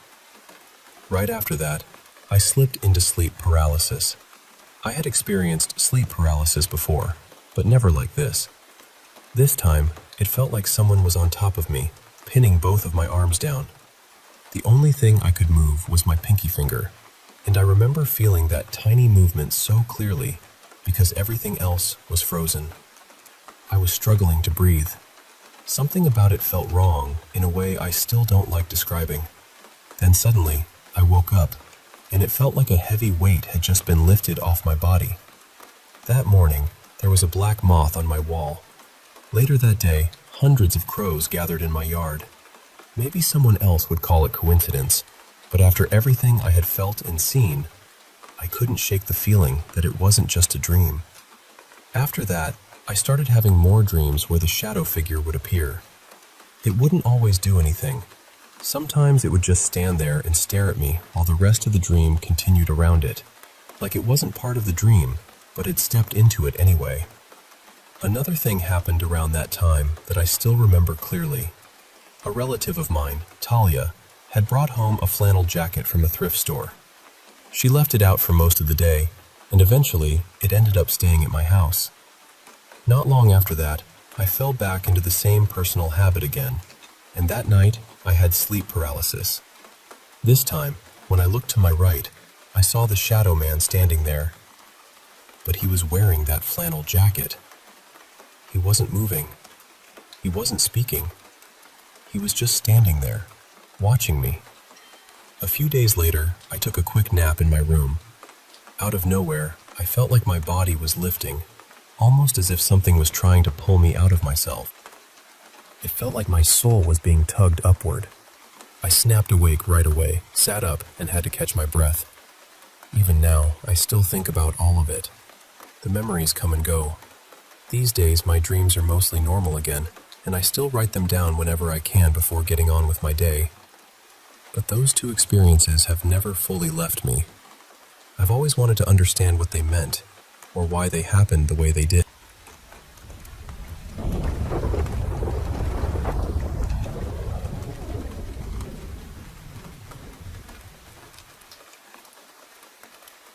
I'm 7 months pregnant, and my husband and I recently moved back in with my mom while we save up for a place of our own.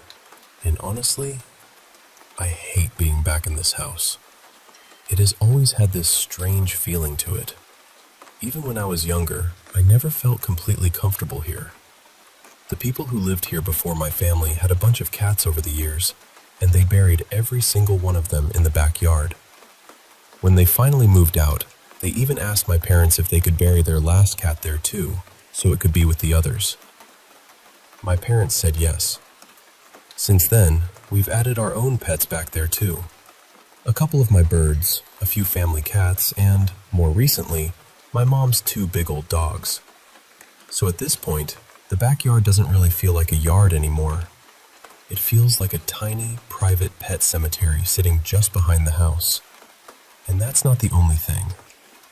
The house has had 2 fires in the last couple of decades. During the first one, some of the previous owner's cats didn't make it, which just makes the whole history of the place feel heavier. My mom also used to buy abandoned storage units, and once she accidentally brought home an urn without realizing it. That always stuck with me, because who accidentally brings home something like that? When I was younger, I used to spend time walking around an old cemetery near us too. I know that sounds strange, but I did. And every now and then, after I came home, things in the house would seem more active. I used to scare myself thinking something had followed me back. Now I'm grown, married, and pregnant, and I keep trying to tell myself I'm being rational, that this is temporary, that I'm just stressed, that my body is tired, my hormones are everywhere, and maybe I'm dehydrated or anxious. But the basement is where it gets bad. Most of my husband Evan's and my things are stored down there, so I have to go down sometimes. Every time I do, I feel this awful pressure in my chest, like I'm not alone. Lately, I've started seeing things out of the corner of my eye. Dark shapes, people-shaped shadows. And the part that really gets me is that when I turn to look, it almost seems like they duck down behind furniture or boxes. A few days ago, I thought I saw something pale crouched behind the rocking chair we got for the baby. It looked like a person in a white robe, folded low to the ground, just watching. I keep trying to brush it off, but I've seen things before that behaved like this. Years ago, I had an experience somewhere else that I can only describe as demonic. I wish I could say I was imagining it, but other people saw and felt things too. It got bad enough that several pastors came out to bless the property. So now, when I see something crouching behind my baby's rocking chair, I don't exactly feel comforted by the idea that it might just be my eyes playing tricks on me. The worst part is that I don't even like talking about it, because whenever I talk about these things, it feels like it gives them attention, like it makes everything louder. But I'm not the only one who has noticed things in this house. One time, I heard what sounded exactly like my younger brother coming home. I heard the door open and close, heard him call out like he always did. But he was still at school. When I first moved back in, my mom told me she kept hearing my brother moving around in his room late at night, making noise like he was awake and messing with things. But when she'd go check, the room would be empty. He wouldn't even be home. She's also heard the dog gates opening and closing by themselves. She's heard footsteps moving through the house. She's heard what sounds like someone using the back door when nobody is there. She actually had the house blessed before I moved back in, but I don't know. It doesn't feel like it helped. And now I'm scared that being pregnant is making me more aware of whatever this is. Or maybe I'm more vulnerable somehow. I keep thinking about what it's going to be like after the baby is born, when I'm exhausted and alone at odd hours, feeding the baby in the dark. I don't want to live in fear. I don't want to give whatever this is more power in my mind. But I also don't want to ignore something that feels wrong, especially when it feels like it's getting closer to me and my baby. I don't know if I should sage the house every week, pray, cleanse the basement, have someone come bless it again, or just refuse to go down there. All I know is that something about this house feels deeply off. And whatever is here, I want it away from me. I want it away from my baby.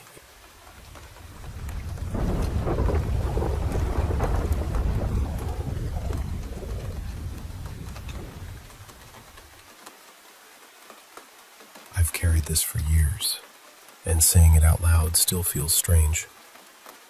It feels like once I share it, something becomes permanent. It means the name I write under, Tom Callan, has to stay separate from the person I really am.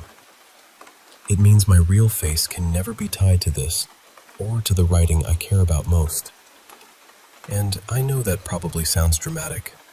Maybe it is. But I've spent so long trying to put this 1 week away somewhere quiet, somewhere sealed. I was 8 years old when it happened, and even now, at 25, there are days when it still finds me. I've thought about telling this story for a couple of years, not because I wanted attention, not because I wanted to reopen anyone else's wounds. There is a family attached to this, a real family, and I know they've suffered in ways I can't fully understand. But I was there too. Not at the center of it, no, I know that, but close enough that it left fingerprints on me. So I'm going to tell it as clearly as I can. This didn't start with the bird. It didn't even start in my garage. It started with 2 brothers I knew when I was little. I'll call the younger one Aiden, and the older one Jonah.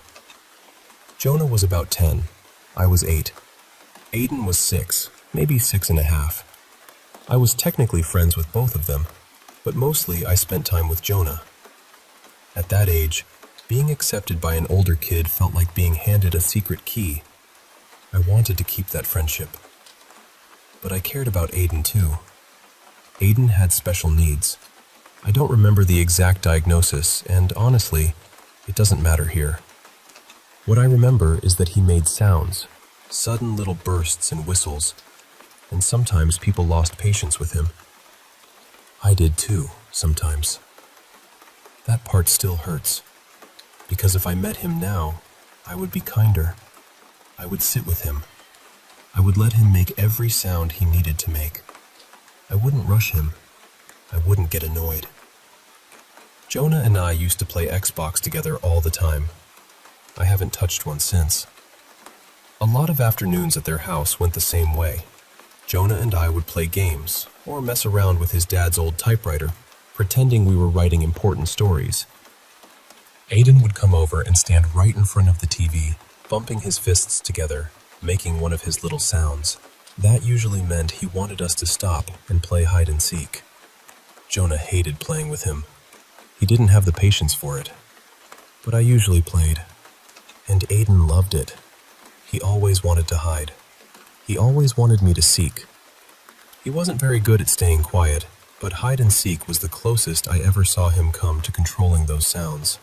He would try so hard.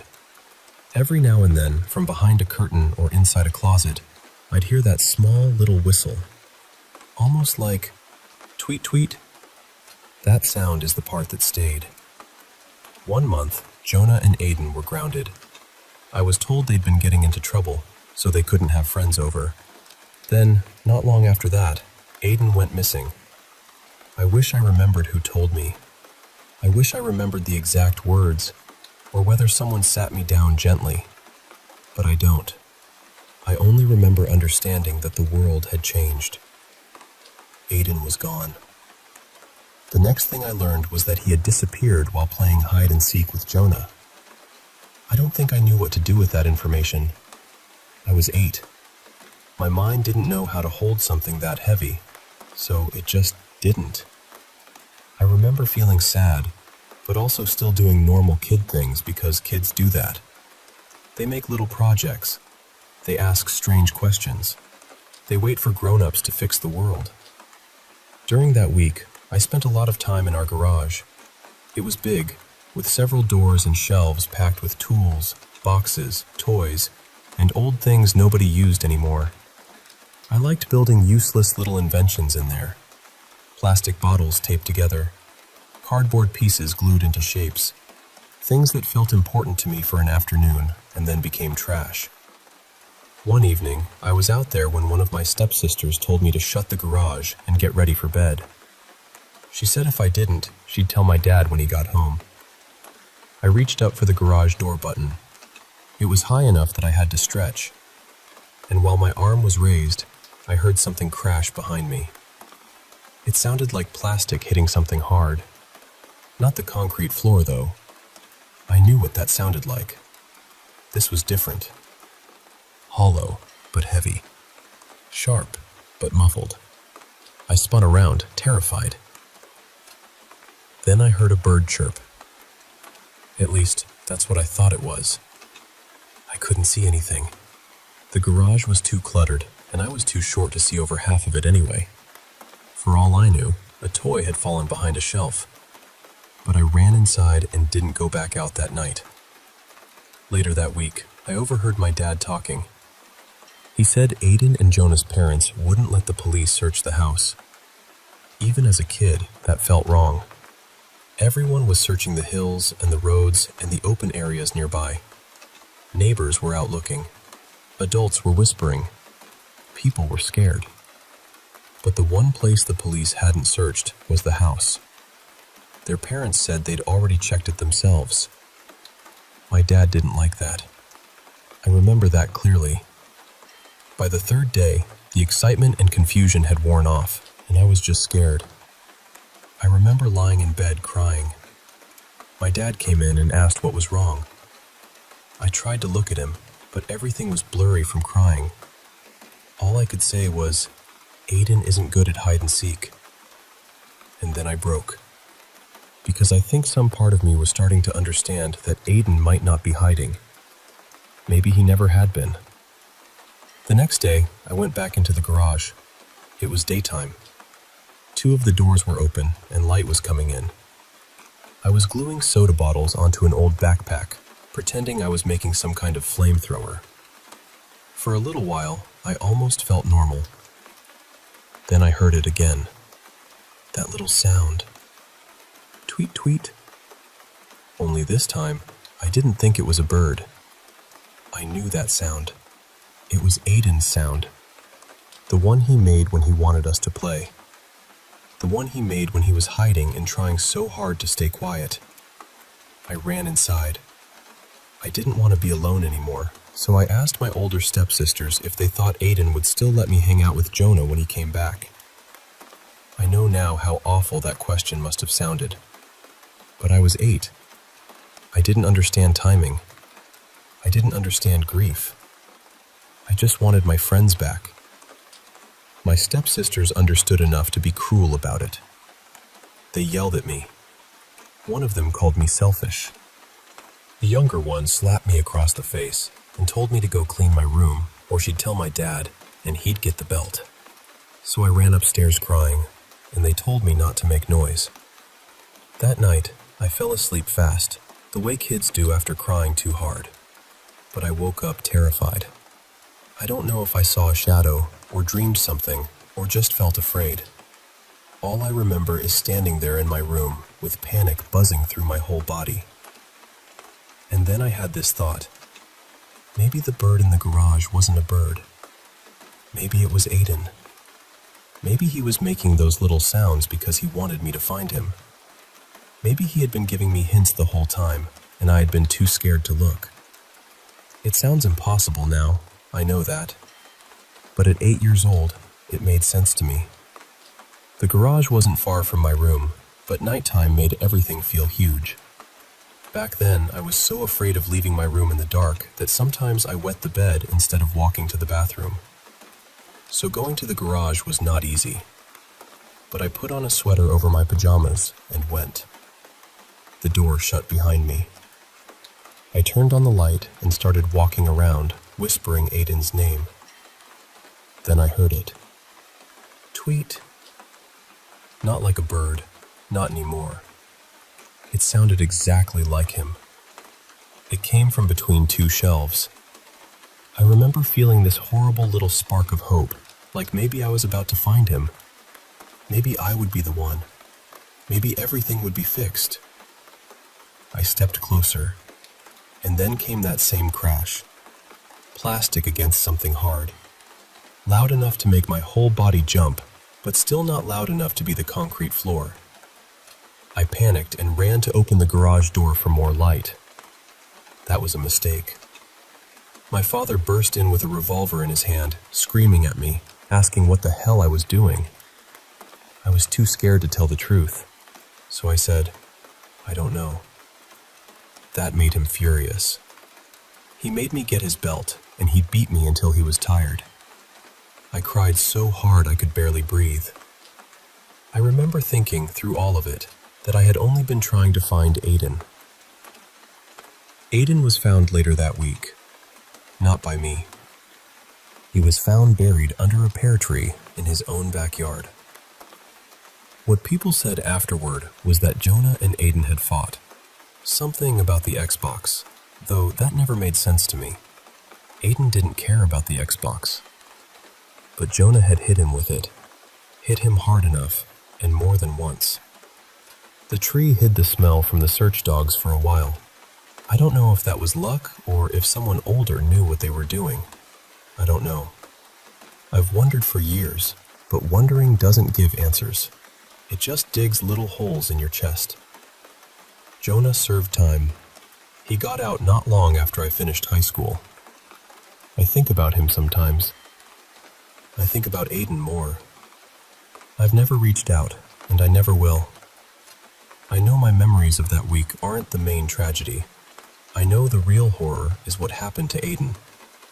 But what I lived through was real too. The fear was real.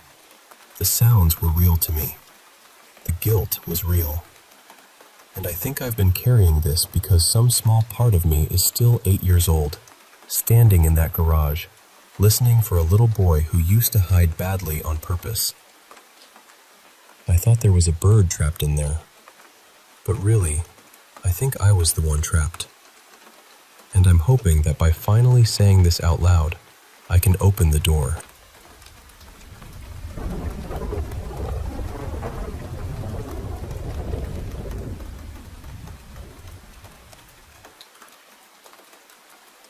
A few years ago, I moved into the place I live in now, and while I was still getting everything sorted before the house was fully ready, I started noticing strange things around the property. At first, I thought maybe it was some kind of animal. Something heavy had damaged part of the fencing. A few things outside had been shifted around.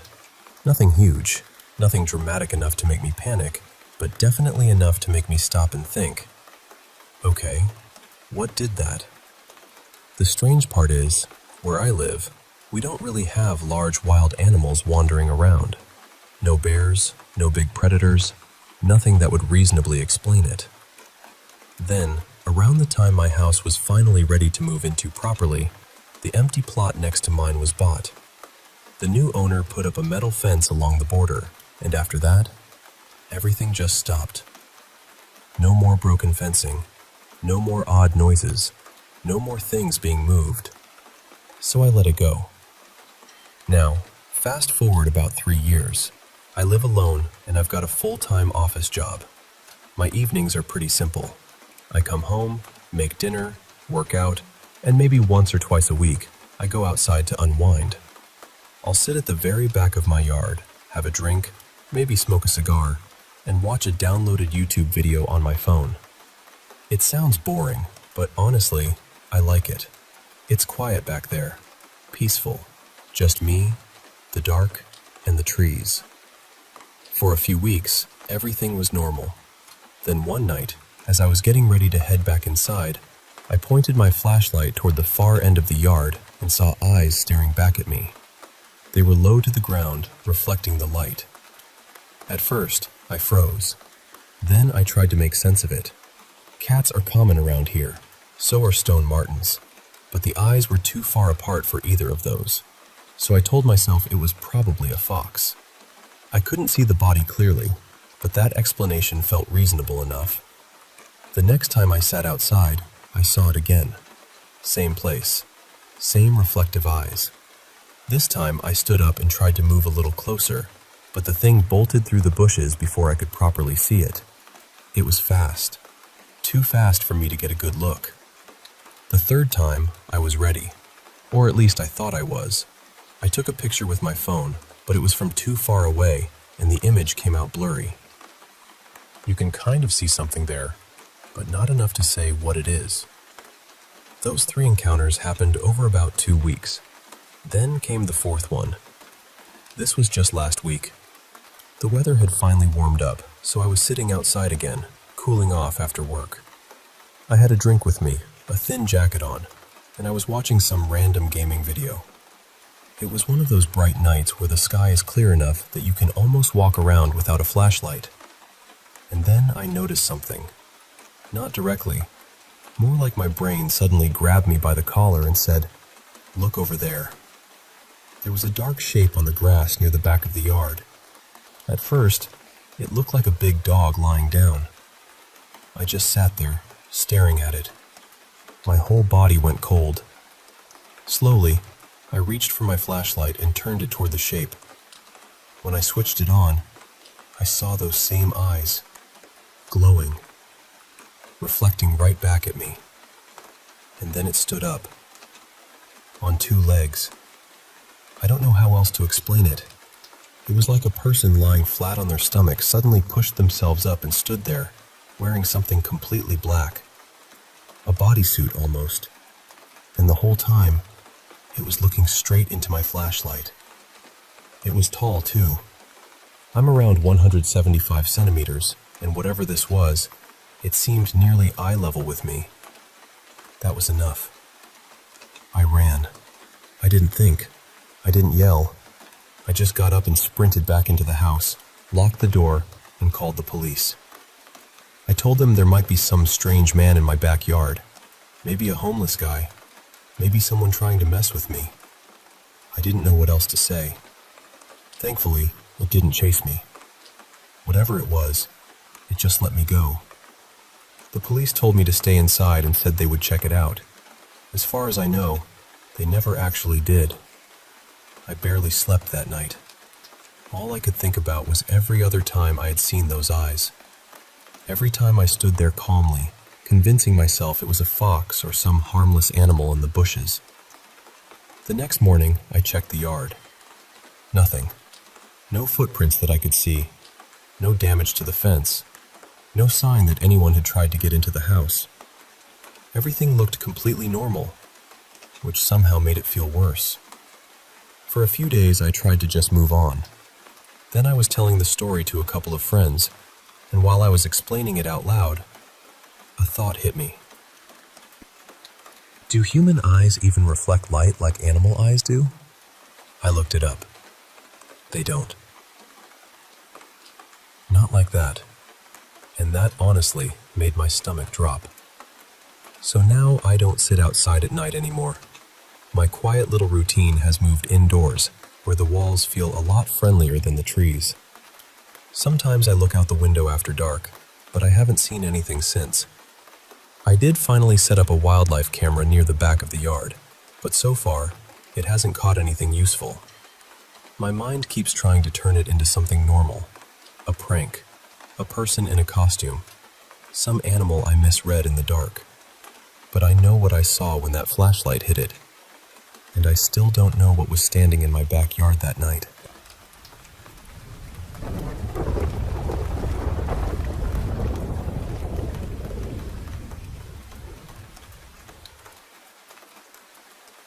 I know this is going to sound strange, and honestly, part of me still feels odd saying it out loud.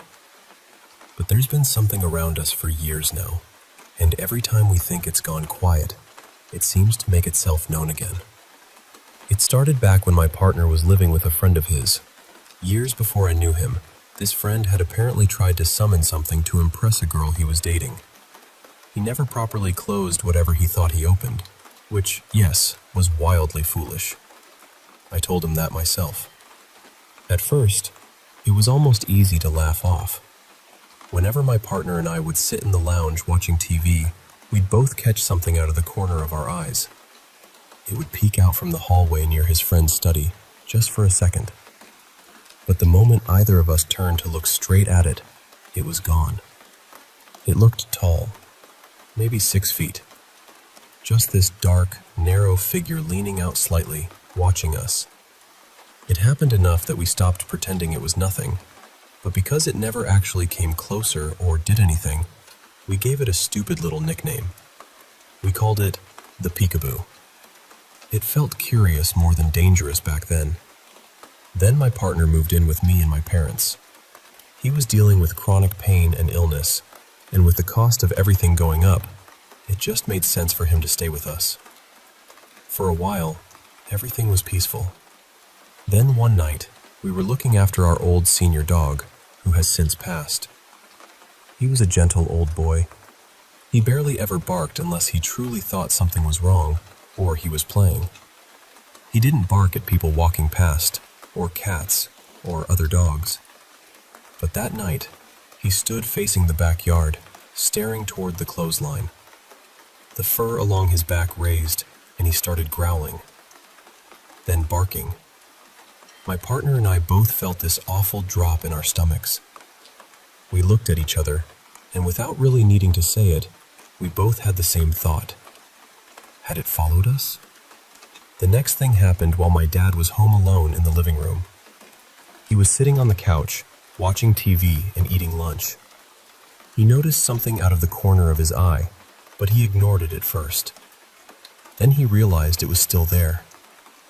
When he finally looked properly, he saw one of our heavy wooden dining chairs tipped up on its back legs.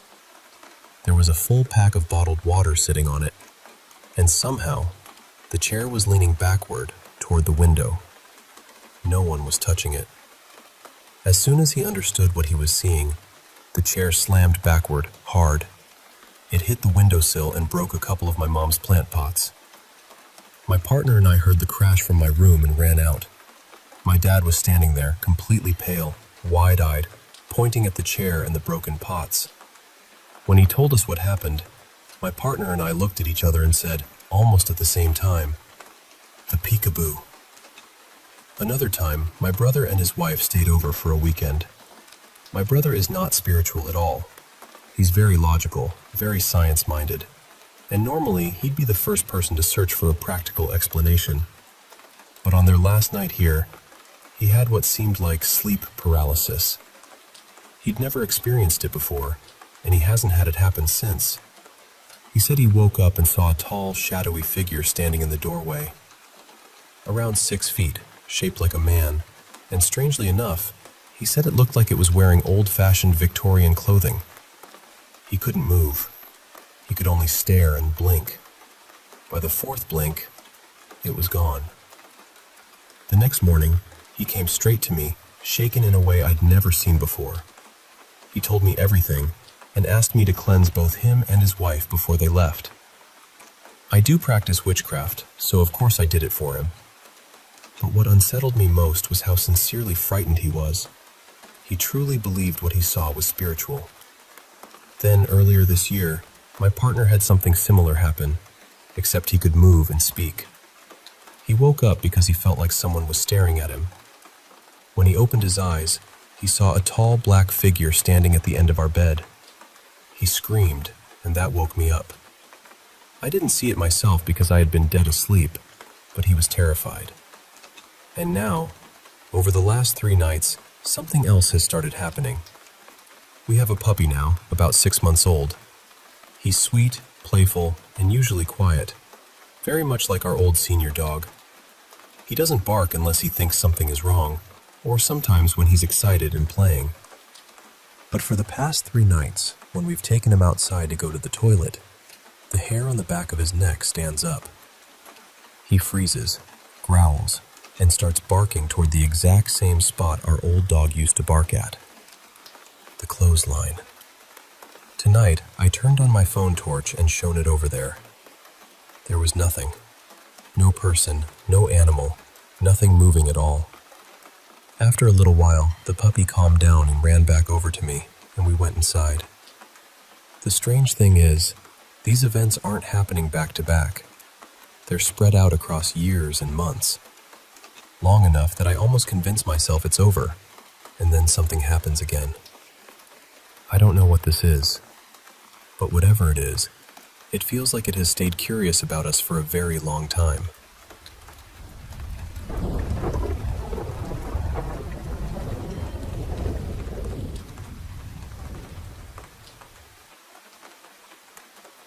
I work with quantum clarity hypnosis, where people enter a deep trance and begin remembering other lives, speaking with their higher selves, guides, and the quieter wisdom beneath the noise of everyday life. And every now and then, something comes through that makes me pause. Something that gently turns the whole room inside out. This is one of those stories. Let me tell you about Marina. In another life, Marina remembered being a woman named Sella. Sella grew up in a home that never really felt peaceful. Her parents argued constantly. The walls seemed to hold tension, and even as a child, she learned to stay quiet, to disappear into herself, to listen for danger before she listened for love. When she was 16, she left. She packed a few clothes, a notebook, and the little cash she had saved, then boarded a bus heading west. She did not have much of a plan. She just knew she could not stay where she was. Eventually, she ended up in a small desert town, somewhere with red earth, wide skies, and evenings that felt almost holy. It reminded me of places like Sedona, where the land itself seems to breathe slowly. There, she met an older man who became almost like a father to her. He did not rescue her exactly, but he gave her steadiness. He helped her find work, find shelter, and, little by little, find herself. Sella became part of a spiritual community. At first, she attended classes. Then she began helping. Then she started teaching. She became a yoga teacher. Later, she trained in energy healing.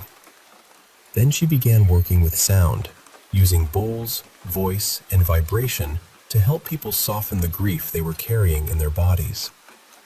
She led circles. She guided meditations. She held space for people who were grieving, lost, afraid, or simply tired from pretending they were fine. She married someone from that same community, and together they had a son named Zane. Sella was a healer. She truly helped people. And still, she died of cancer in her 40s. When I asked her higher self why, I expected something complicated. Maybe something about karma, energy, family patterns, or unfinished grief. But the answer came through so simply. To learn how to let go, and to love without needing to hold on. I asked, did she learn it? The answer was quiet, but certain. Yes. That stayed with me. Because what came through was that this was not punishment. It was not failure. It was not proof that her healing work had somehow fallen short. Before she was born, as the soul she truly is, Marina had chosen to experience that life as Salah. She had chosen the leaving, the seeking, the healing, the motherhood, the illness, and the surrender. Not because suffering is beautiful, but because the soul sometimes chooses lessons that the human self would never choose from here. And I know that can be difficult to sit with. We want illness to be only something that happens to us. We want pain to be random or unfair or something to defeat. And from the human view, it often feels exactly that way. But from the soul's view, the shape is wider. You begin to see the whole life as one long teaching. The childhood tension, the running away, the desert, the community, the healing work, the people she helped, the love for her son, the cancer, the final breath, the release. All of it carried meaning. One of her guides, a presence named Rael, explained it gently. She came to heal, to rise through what hurt her, to tend the child within, to discover the strength that had always been there. And when Salah left her body, she did not feel trapped or afraid. She floated. She was wrapped in a peace so warm it felt almost like being held by light itself. From the other side, she could see her lives spread out before her, almost like scenes playing across a wall. Not with judgment, not with shame, just understanding. And the word that came through was this: resilience. Marina's higher self said the session had been arranged for one reason: to show her how powerful she really is. And that, to me, is the heart of this story. We often measure a life by how it ended, by the diagnosis, by the loss, by the thing that seemed to go wrong. But the soul does not measure the way we do.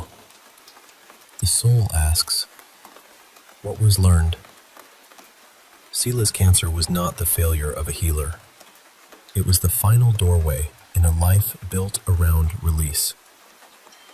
She came to learn how to love without gripping, how to heal without controlling, how to surrender without disappearing, how to let go and still remain full of love. And on the other side, she found the kind of peace that made the whole journey clear. So if this story touches something tender in you, try this before sleep. Sit quietly. Close your eyes. Bring to mind someone you lost to illness, or even a fear you carry about your own body. Do not try to fix it right away. Do not argue with it. Just ask softly, what is this teaching me about letting go? Then listen. Not for a sentence. Not for a perfect answer. Listen for a feeling, a warmth, a loosening, a small breath of relief somewhere inside you. Even the smallest release matters, because that may be the deeper part of you, the part beneath fear, beginning to show you the lesson hidden under the pain. Stay with it for 5 quiet minutes, and take care.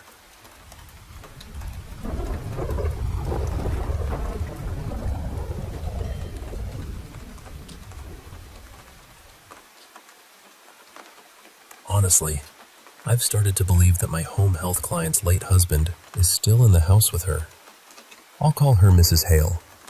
She's never really brought it up to me directly before, but she has told my supervisor that she feels like her husband is still around. And the thing is, I don't think he's a bad presence at all.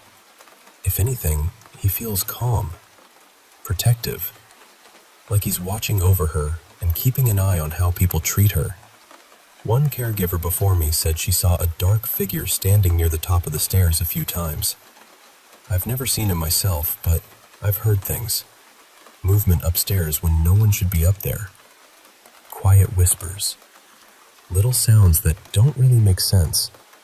And every time I use the bathroom under the staircase, I get this strange buzzing, static feeling, like the air is charged. This week, I was back at the house for my shifts, and a few more things happened that made me think about it even more. I found out that one of the caregivers had recently been let go because she was accused of stealing from Mrs. Hale's home. She had worked there just the week before. In that same week, I remember hearing something heavy drop upstairs. I also heard a lot of other noises, even a toilet flushing when nobody was up there.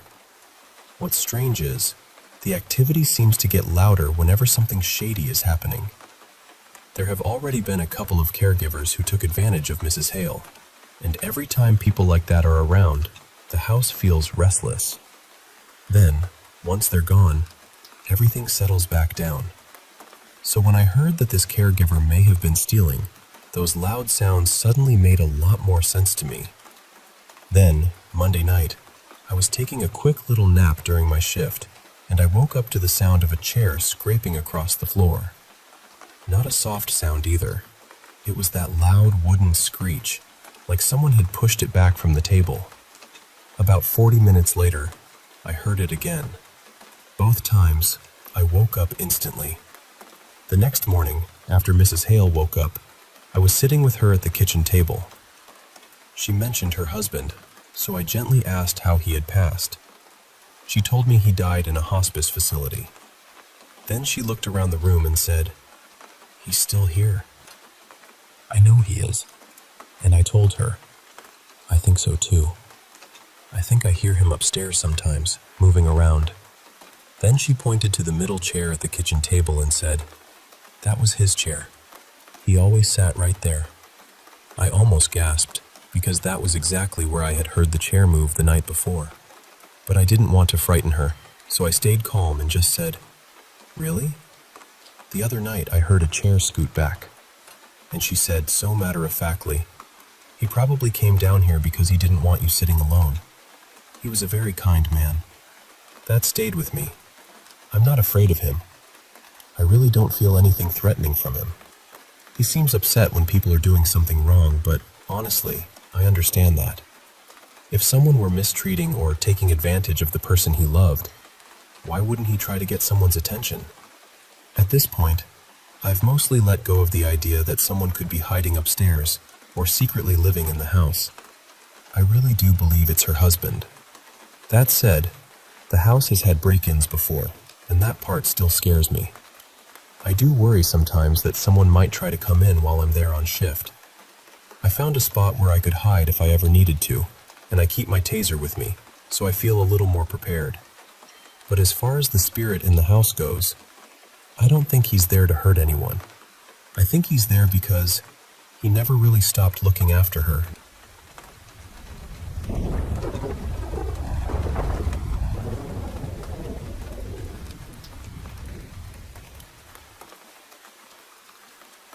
I want to tell you about something that happened to me that I still don't fully know how to explain. Years ago, I was in a relationship with a woman named Mira. We were together for a little over a year, starting when I was still very young. I was 18, and at that age, I thought love meant staying no matter how much it hurt. I thought if I loved her hard enough, patiently enough, I could somehow pull her out of the darkness she was living in. Mira struggled badly with alcohol. I didn't understand how serious it was at first, but within a couple of months, it became impossible to ignore. She drank every day. I stayed through failed attempts at getting sober, through arguments, cruelty, betrayal, and all the strange roles she seemed to need me to play. Sometimes I was her partner. Sometimes I was her caretaker. Sometimes I felt more like a frightened little sister, and sometimes more like a parent trying to keep a self-destructive child alive.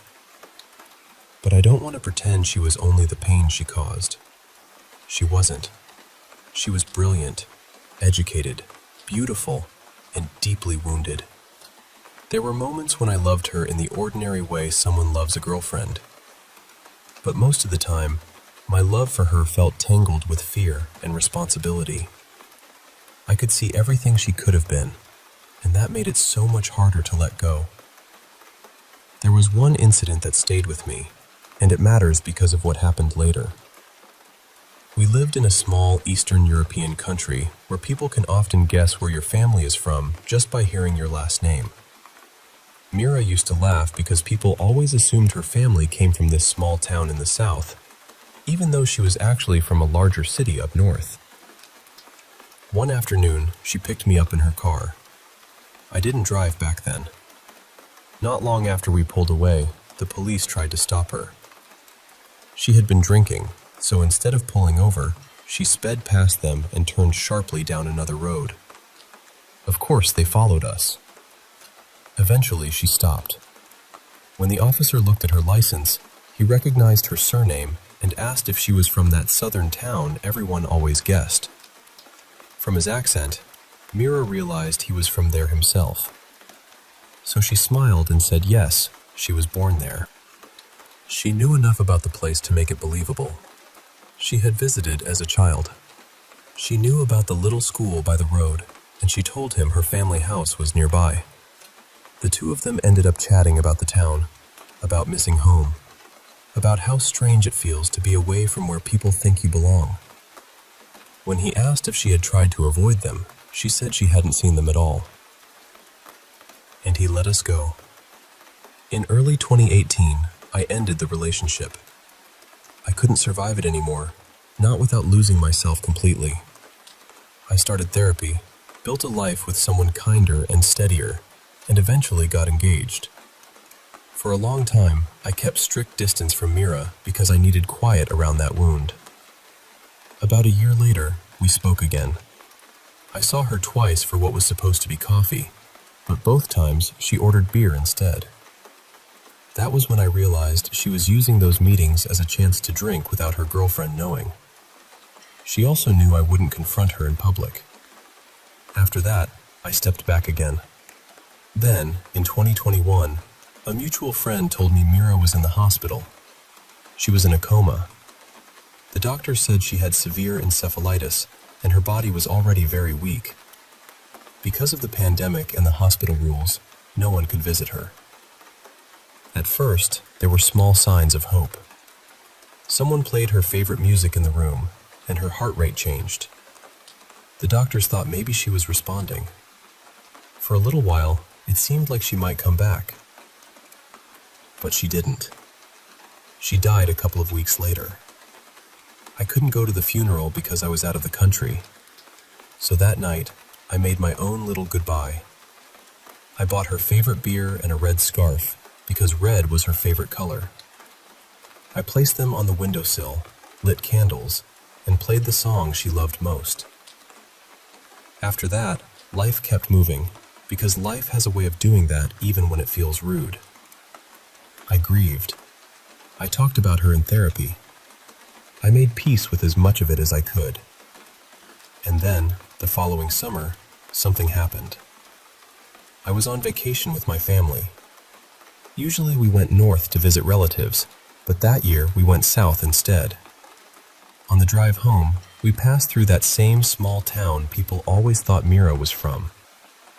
The town she had once pretended was hers to talk her way out of trouble. And just as we passed the elementary school by the road, my phone lit up. It was a notification from Viber, the messaging app many people use where I live. The notification said, "Mira is online after a long time." I froze. I tapped it immediately, and it opened our old chat. But when I looked at the activity under her name, it didn't say she was online. It said, "Last active, long time ago." I thought maybe someone else had gotten her number. After I calmed down a little, I called it. All I heard was the strange ringing tone you get when a number is no longer active. I sent a single question mark in the chat, just to see what would happen. It never delivered. It only stayed on scent. After that, I deleted the chat. I still have her contact saved, and I've checked it a few times since then. The photo hasn't changed. The activity hasn't changed. No one seems to have taken over the number, and I never got another notification like that again. So I don't know what it was. Maybe it was just a glitch. Maybe it was one of those bizarre coincidences that feels too perfectly timed. But part of me likes to think it was Mira, passing through one last time as we drove by that little school in the town she once borrowed for a lie. I'm not especially religious, but I do think there may be things beyond what we can prove. Quiet little things, strange little nudges, moments that seem to tap on the glass between this world and whatever comes after it. And maybe that notification was nothing, but I still wonder if it was her way of saying hello.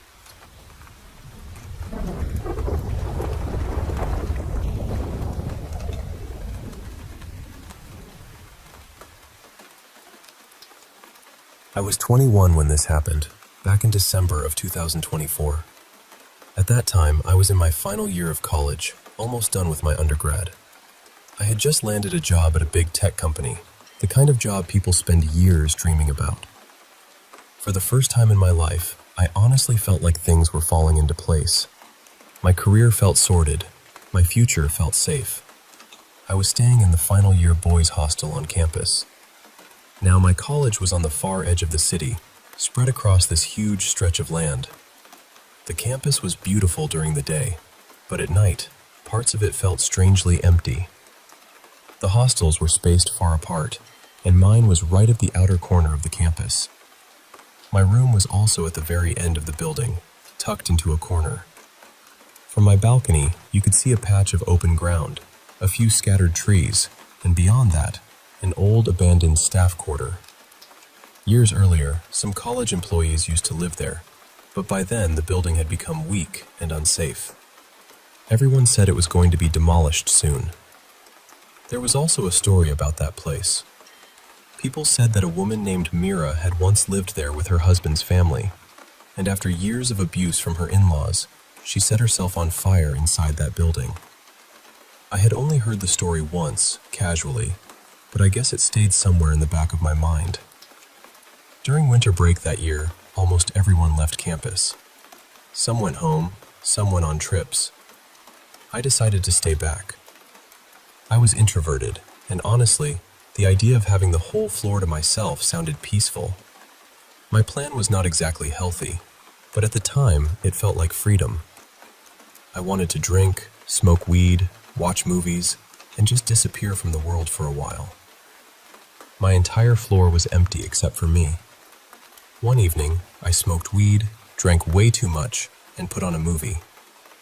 I don't even remember when I fell asleep. The next thing I knew, I woke up around 4 in the morning with my head feeling heavy and strange, like my thoughts were moving through mud. I got up, used the bathroom, and then stepped out onto the balcony to smoke a cigarette. The air was freezing. It must have been around 5 or 6 degrees outside. Everything was quiet in that deep, dead way that only an empty campus can be quiet. I was sitting there, half awake, looking out across the open ground. And then my eyes landed on the abandoned building. I saw something in one of the balconies. It looked like the outline of a woman standing there. I know it was dark, and I know I was not sober, but I can still remember how certain I felt in that moment. There was a figure there, still, upright, facing me, staring back at me. The second I saw it, that old story about Mira came rushing into my head, and after that, I don't know how to explain what happened. I couldn't look away. It was like my whole mind narrowed down to that one shape. I couldn't hear anything, couldn't think properly, couldn't even feel the cold anymore. I just stared. It felt like fear had locked my body from the inside. At some point, without realizing it, I fell asleep right there in the balcony. When I woke up the next morning, My body was burning with fever, but I was drenched in sweat. I was shaking so badly I could barely move. I ended up calling an ambulance, and they took me to the college hospital. The doctors treated me for hypothermia, but that was only the beginning. After that night, something inside me changed. I started waking up with panic attacks. Every night, I would jolt awake covered in sweat, shivering, heart racing like something was chasing me. It got so bad that I became afraid of sleeping. I had to keep the lights on all night. I would sleep during the day and stay awake after sunset. I kept telling myself it was the weed. It was the alcohol. It was the cold. It was my brain making shapes out of darkness. But telling myself that did not help. The dreams kept coming back. I would see that balcony again, that figure, that feeling of being unable to move or look away. I even quit drinking and smoking completely, hoping my mind would settle down, but it didn't. The anxiety only grew heavier. Eventually, I had to leave campus and go back home. I took a temporary break from college. I started getting professional help for the panic attacks. And the job I had been so proud of getting, I had to let that go too. It has been around 1.5 years since that night. I am doing better now, at least better than I was. But there are still nights when I cannot sleep. There are still nights when I wake up, terrified for no clear reason. I still hope I can go back and finish my degree someday. But one night changed the entire direction of my life. And the worst part is, I still don't know what I saw. Maybe it really was something paranormal. Maybe it was just my stoned, exhausted brain glitching in the dark. I honestly don't know. All I know is that when I looked at that abandoned balcony, something looked back.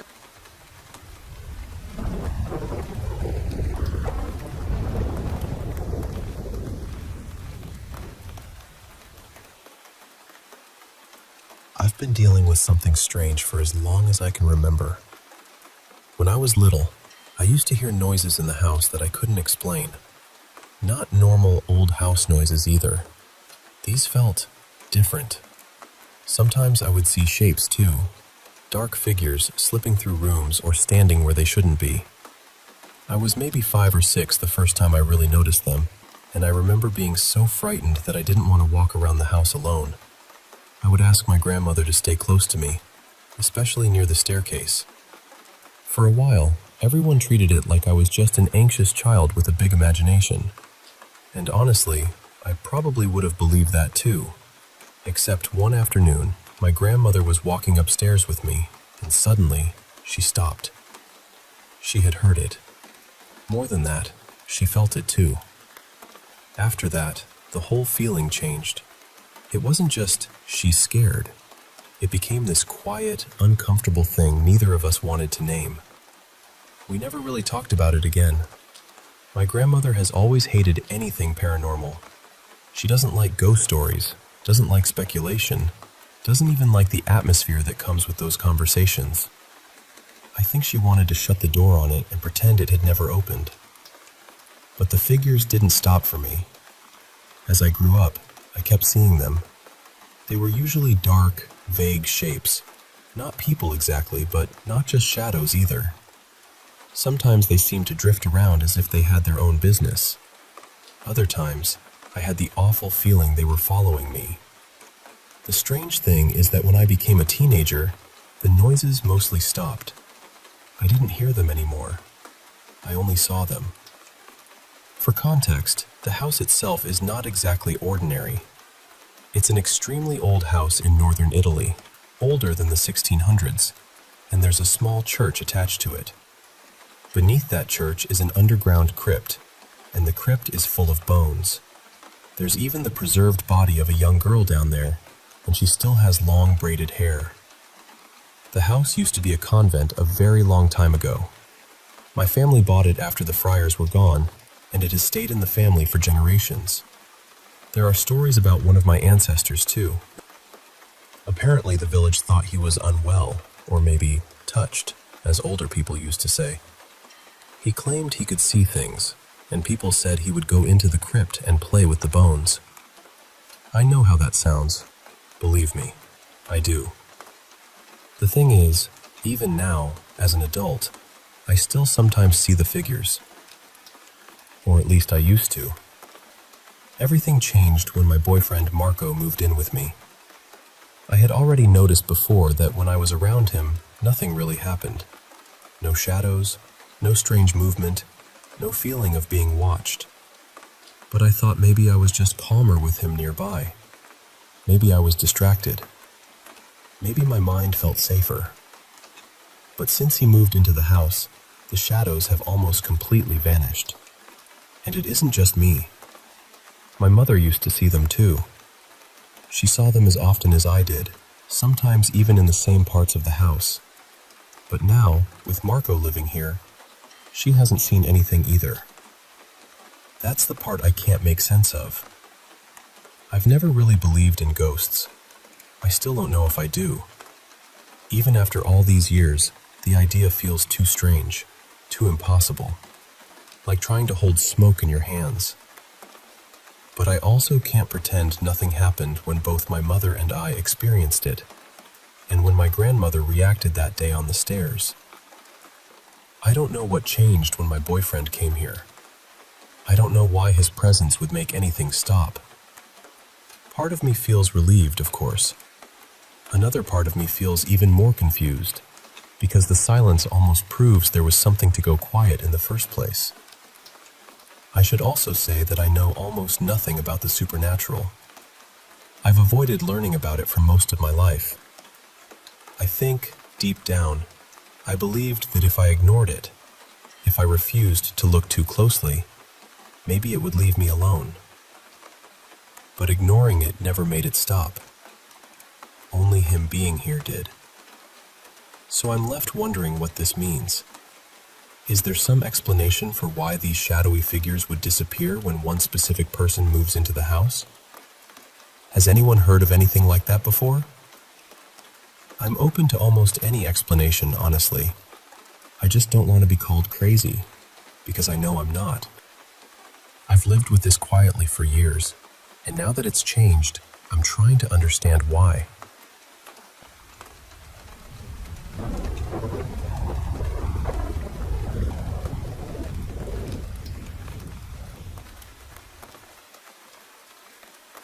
I've never really shared this story publicly before, mostly because I've always considered myself a pretty skeptical person when it comes to paranormal stuff, which is funny because I love paranormal videos.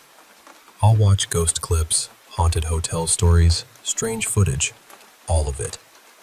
But I usually walk away thinking, that was interesting, but it's not exactly proof. At least, that's how I felt until one road trip with my family. We were driving from Tennessee up toward New York, and instead of doing the whole trip in one stretch, we stopped at different places along the way. One night, we ended up staying at this huge old inn in North Carolina called the Grove Park Inn. It had this massive golf course out front, and the whole place had that grand, historic feeling to it. Honestly, though, I wasn't thinking much about the building. I was exhausted. After hours of being in the car, all I really cared about was getting into bed. My brother and I had one room, and my parents had another. We got to our room, dropped our stuff, and pretty much passed out. The next morning, we woke up early because we still had a long drive ahead of us. My brother and I decided to grab a quick breakfast from the little restaurant downstairs. It was nothing fancy, just bagels, pastries, coffee, that sort of thing. The restaurant was almost empty. It felt like they had just opened. The sun was still coming up, and everything had that quiet, early morning stillness to it. I picked a table near this big window that looked out over the golf course. It was a little tucked away from the rest of the room, next to one of those waiter stations with a tablet on it. There was also a TV hanging behind me, but it was turned off. We sat there for a bit, still half asleep, and then my brother said he had forgotten something back in the room, so he left me there at the table while he went to get it. I was just sitting alone, staring out the window, not really thinking about anything. I could see the golf course below, and from what I remember, there weren't really any guests out there. Maybe a few maintenance workers, but that was it. Then I noticed something. There was a figure walking down across the golf course. It looked like a man, maybe middle-aged. He was dressed in white, or at least mostly white. I remember thinking it looked like he was wearing a white button-up shirt that was open, and the fabric seemed to be moving a little, almost like it was catching the wind. But the strange part was that he didn't look solid. He looked transparent. At first, I told myself it had to be a reflection in the window. That made the most sense. So I started moving my head from side to side, trying to figure out where the reflection was coming from. I looked around near me. There was no one sitting close by. The TV was off. Nothing in the restaurant looked like it could have made that shape, and the figure stayed exactly where he was, out on the course, walking away from me. I don't remember seeing his legs clearly either. That part is a little hazy, but I remember feeling like something about the way he moved was wrong. Not dramatic or terrifying, just wrong enough that my brain couldn't file it away neatly. I kept thinking, this is some weird trick of the light. It has to be. But it didn't behave like a normal reflection. It looked almost like a hologram, like something projected into the morning air. Then this pale, rod-shaped blur passed over him, almost like a windshield wiper sweeping across glass. And he was gone. Not faded slowly, not walked behind a tree, just gone. Almost like he had turned a corner around some invisible wall. I sat there for a second, still tired and confused, and basically decided there had to be an explanation. Maybe it was the angle of the window. Maybe it was the sunrise. Maybe it was something I just wasn't understanding. So I didn't say anything. When we left the hotel, I still didn't mention it to my parents or my brother. I just got into the back seat, put my headphones on, and figured, okay, that was weird, but whatever. A little while later, I heard my mom talking on the phone with a friend we had visited during the trip. She was telling her where we had stayed, where we were headed next, just normal travel stuff. Then suddenly, both my mom and dad reacted at the same time. They were like, no way. I took off my headphones and asked, what? And they said, she says the inn we stayed at is supposed to be haunted. The second they said that, I thought about what I had seen that very morning. I just kind of sat there and said, actually, I think I might have had an experience. My mom immediately started laughing, not in a mocking way, but in that shocked, delighted way people laugh when something lines up a little too perfectly. She was still on the phone, saying something like, "Are you hearing this?" And that was it. That's probably the closest thing I've ever had to what I'd call a real paranormal experience. I'm not saying I know for sure what I saw. I still don't. But I also can't honestly explain it away. It wasn't scary when it happened. I didn't feel threatened. I wasn't even thinking ghost in the moment. I was just sitting there, looking out at this quiet golf course at sunrise, watching something I couldn't make sense of. And then, after I left, I found out the place was known for being haunted.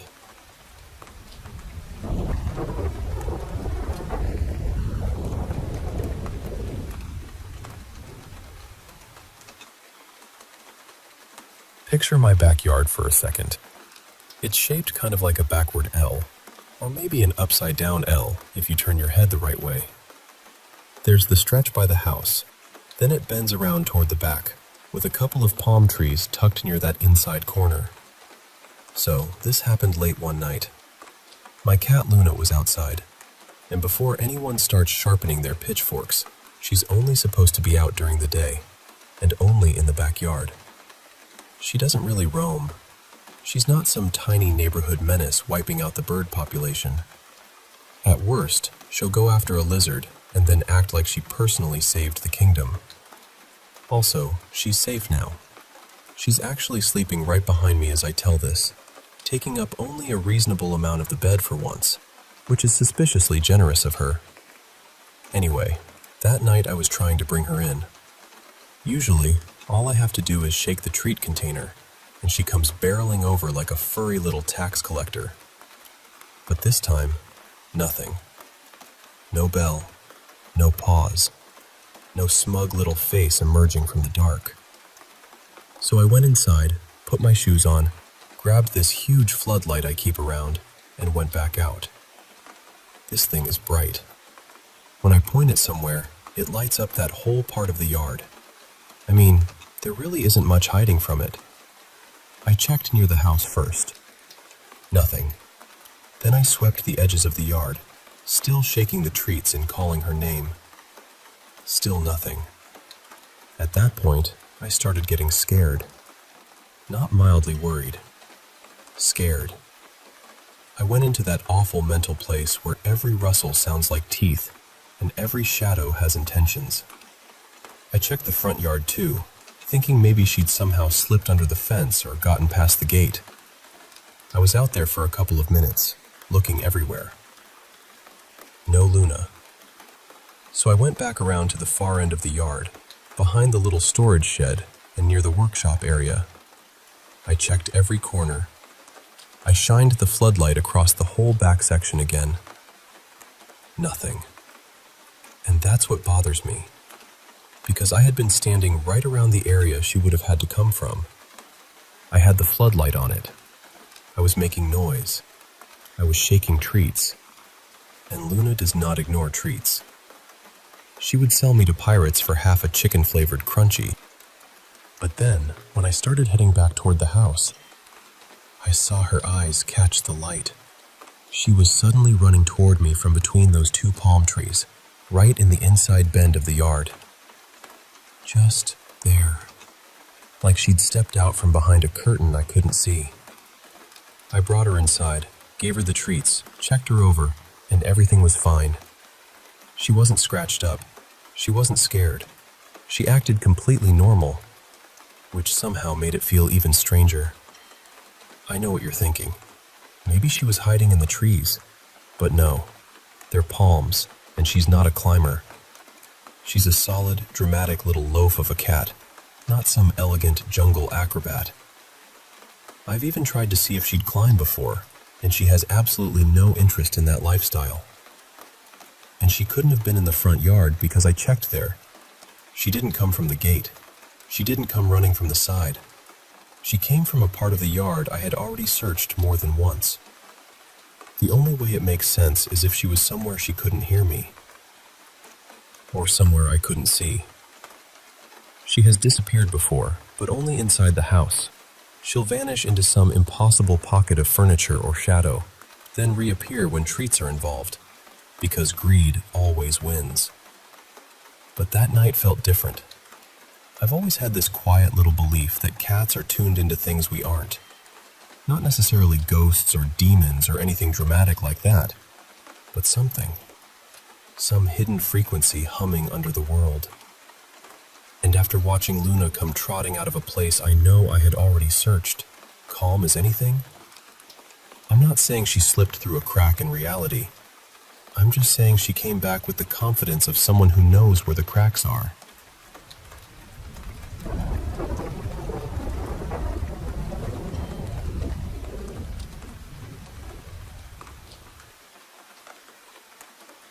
I was lying in bed with my partner when, out of nowhere, I felt this sudden, sharp, excruciating pain on the right side of my chest, and instantly, I knew I had been bitten.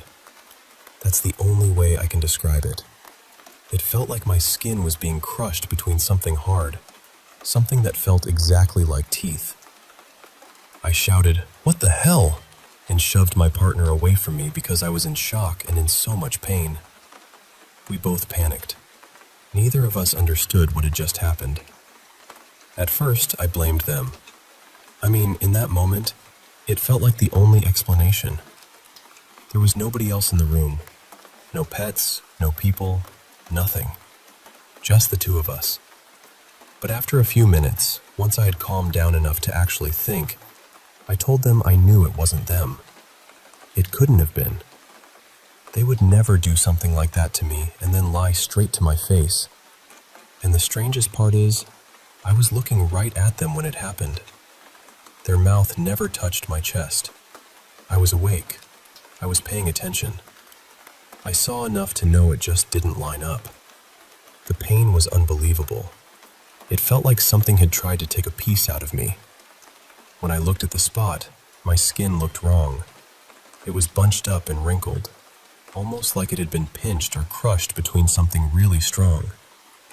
It wasn't smooth like normal skin should be. The area had gone pale, almost completely white, and then purple started showing up where the marks were.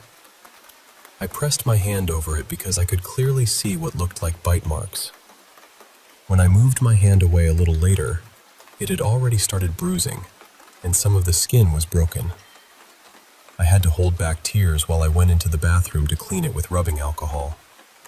Then I went back to the bedroom, and we just kept talking about it, trying to make it make sense.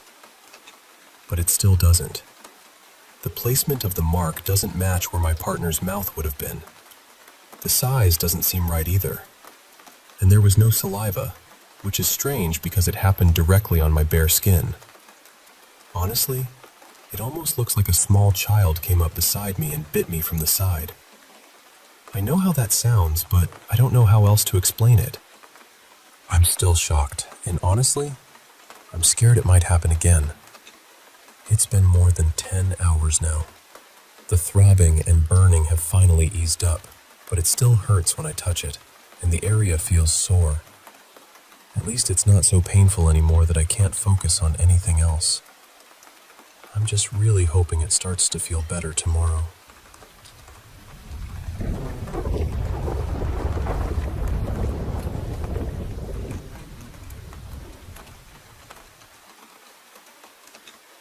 I was about 12 when this happened. Back then, I lived on a small farm in rural Argentina, and I was already going through a lot mentally because I'd had a serious head injury not long before that. Our main house was still being built, and the place we were staying didn't have internet yet. The Wi-Fi had already been set up at the unfinished house, which was about a 10-minute walk away. So one evening, my friend Lena and I walked over there just to sit around, use our phones, and download a few things. After a while, it started getting dark. I remember looking at her and saying, "We should probably head back soon. My dad's going to be mad if I stay out too late." Right before we left, we were both standing there facing the unfinished house. I was waiting for one last song to finish downloading. The place was all exposed brick, dusty cement, tools, and random construction materials scattered everywhere. And then, out of nowhere, I saw a face between two of the bricks. It looked like my dad's face, but wrong. Really wrong. It was dirty and twisted somehow, with this wide, awful grin showing its teeth. I don't even know how to explain what made it so terrifying, but the moment I saw it, my whole body reacted. My stomach dropped. I felt cold and sick. Before I could even say anything, Lena turned to me and asked, "Did you see that?" Then she described exactly what I had just seen. That was it. We both panicked and ran all the way back home. The whole time, I had this horrible feeling that something was right behind us, following us through the dark. When we got back, my dad was already standing in the doorway waiting for me. I broke down crying and hugged him immediately. Later that night, he took me to my grandmother's house so she could pray over me. The part I still can't explain is that it couldn't have been him. My dad was already home before we even got there. There was no way he could have been hiding in the wall of that unfinished house. Years later, when I was 22, something completely different started happening. At that point in my life, I wasn't in a good place emotionally. I was angry all the time, bitter, snapping at people, carrying this heavy, awful energy that felt like it followed me from room to room. I had moved into my ex's family home and was staying in a guest bedroom downstairs.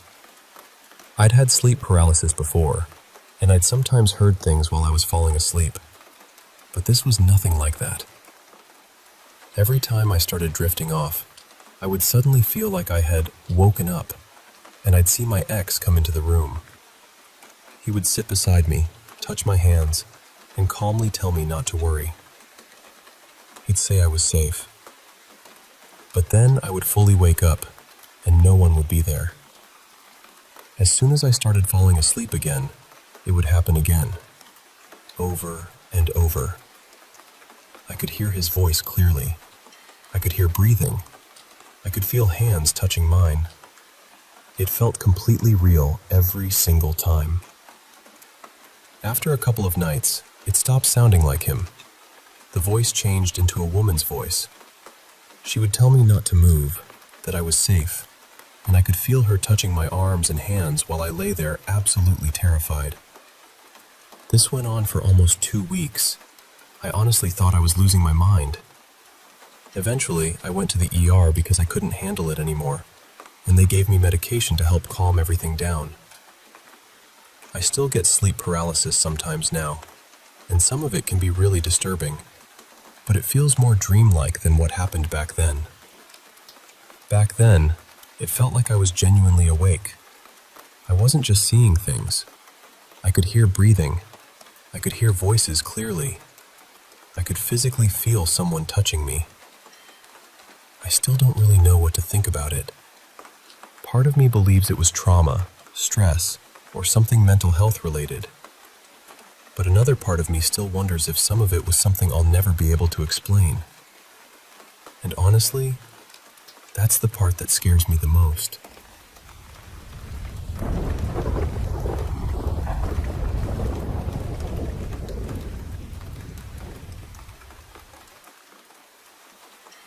My father had 2 elder brothers.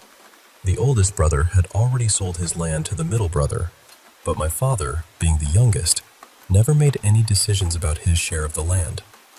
At that time, we were living in South India in a defense colony. My father's plan was simple. He wanted to retire, move back to North India with my mother, and spend the rest of their life peacefully in the retirement home they had dreamed about. But that never happened. We had already stopped speaking to his middle brother and his wife. There were many reasons, but the biggest one was that we believed they were involved in black magic. We felt they had tried, again and again, to damage the lives of people around them. At one point, we even asked someone whether it would be safe for us to build a home in North India. That person warned us not to do it. They said building there would destroy our family and that we would lose a lot in the future. My father's oldest brother worked for the central government. After retirement, he had nowhere proper to settle, so he asked my father if he could build a house on my father's land. My father told him gently that it was not a good place to live and that he should look for another area instead. Then, one day, that elder uncle came to visit us in South India. He saw how we were living. We were happy. We were 4 children, 1 elder brother and 3 sisters, and we listened to our parents. We were obedient, focused on our studies, and our home had peace in it. When he went back to North India, he praised us in front of everyone. That is when things changed. His wife, who was also my mother's cousin sister, had always been jealous of my mother. After hearing so much about our family, she insisted on visiting us during the summer holidays with her youngest son. We could not refuse her. But after she came, our family started falling apart within days. She had brought some water with her from her place. At night, when we were sleeping, she would sprinkle it around the house, especially in the corners. After that, we started fighting constantly. The peace in our home disappeared. We all became anxious all the time. If my father was late coming home, we would panic and wonder whether he was safe. Earlier, it was her husband who used to fall often and meet with small accidents. But after her visit, my father started having accidents again and again. Then we began seeing something around him. It was a black figure. I still do not know how to explain it properly. It felt like it was always near him, always watching. It would say things like, "Nothing can save him. I will take him with me." We were just children. All four of us were still studying. We had no financial freedom, no power, and no way to take him somewhere or ask someone to help us properly. My father never drank alcohol, not even casually, but suddenly his eyes were always red. By the time he came home, he looked exhausted, almost like a drunk person. He would say, "They are going to kill me. I cannot sleep peacefully." Then one morning, after coming back from the temple, he fell from his two-wheeler at a very low speed. It should not have been a serious accident, but he suffered a brain hemorrhage. He died within 3 days. When he was admitted to the hospital, the doctors told us there was almost no chance of survival. We called all the relatives. But when we called the middle brother, he said something I can never forget. He asked, "Is it really necessary for us to come there? You people should be able to manage." That sentence stayed with me. When we were bringing my father's body back, we saw the black figure again. This time, it looked happy. It was dancing around him, as if it had won. That moment broke something inside us. It felt like we had lost a battle between good people and evil people. After the cremation, my father's middle brother came and started fighting with us. He said he wanted to take my father's body back to North India. But by then, people in my father's village had started questioning him. They were saying that if he could not maintain good relationships within his own family, how could he ever become Sarpanch in the future? People had started seeing his true nature. He also insisted that all of us should come and live with his family. But I am grateful that my mother was strong enough to refuse. She chose to stay in the city and raise us there. Because of her strength, all of us eventually became independent. Still, there is one thing I have never been able to fully accept. Someone destroyed our family. Over time, we have learned to live with the trauma. We have also come to believe that some things happen because they are meant to happen, no matter how hard we try to stop them. But I still remember that black figure. I cannot say whether it was male or female. I do not know what it was. It only had the upper half of a body. It was completely black, with frightening eyes and a bald head. It always seemed to be smiling, almost pleased that it was going to hurt us. Even now, I do not fully understand what happened to my family, and if anyone can help me make sense of it, I would truly like to know.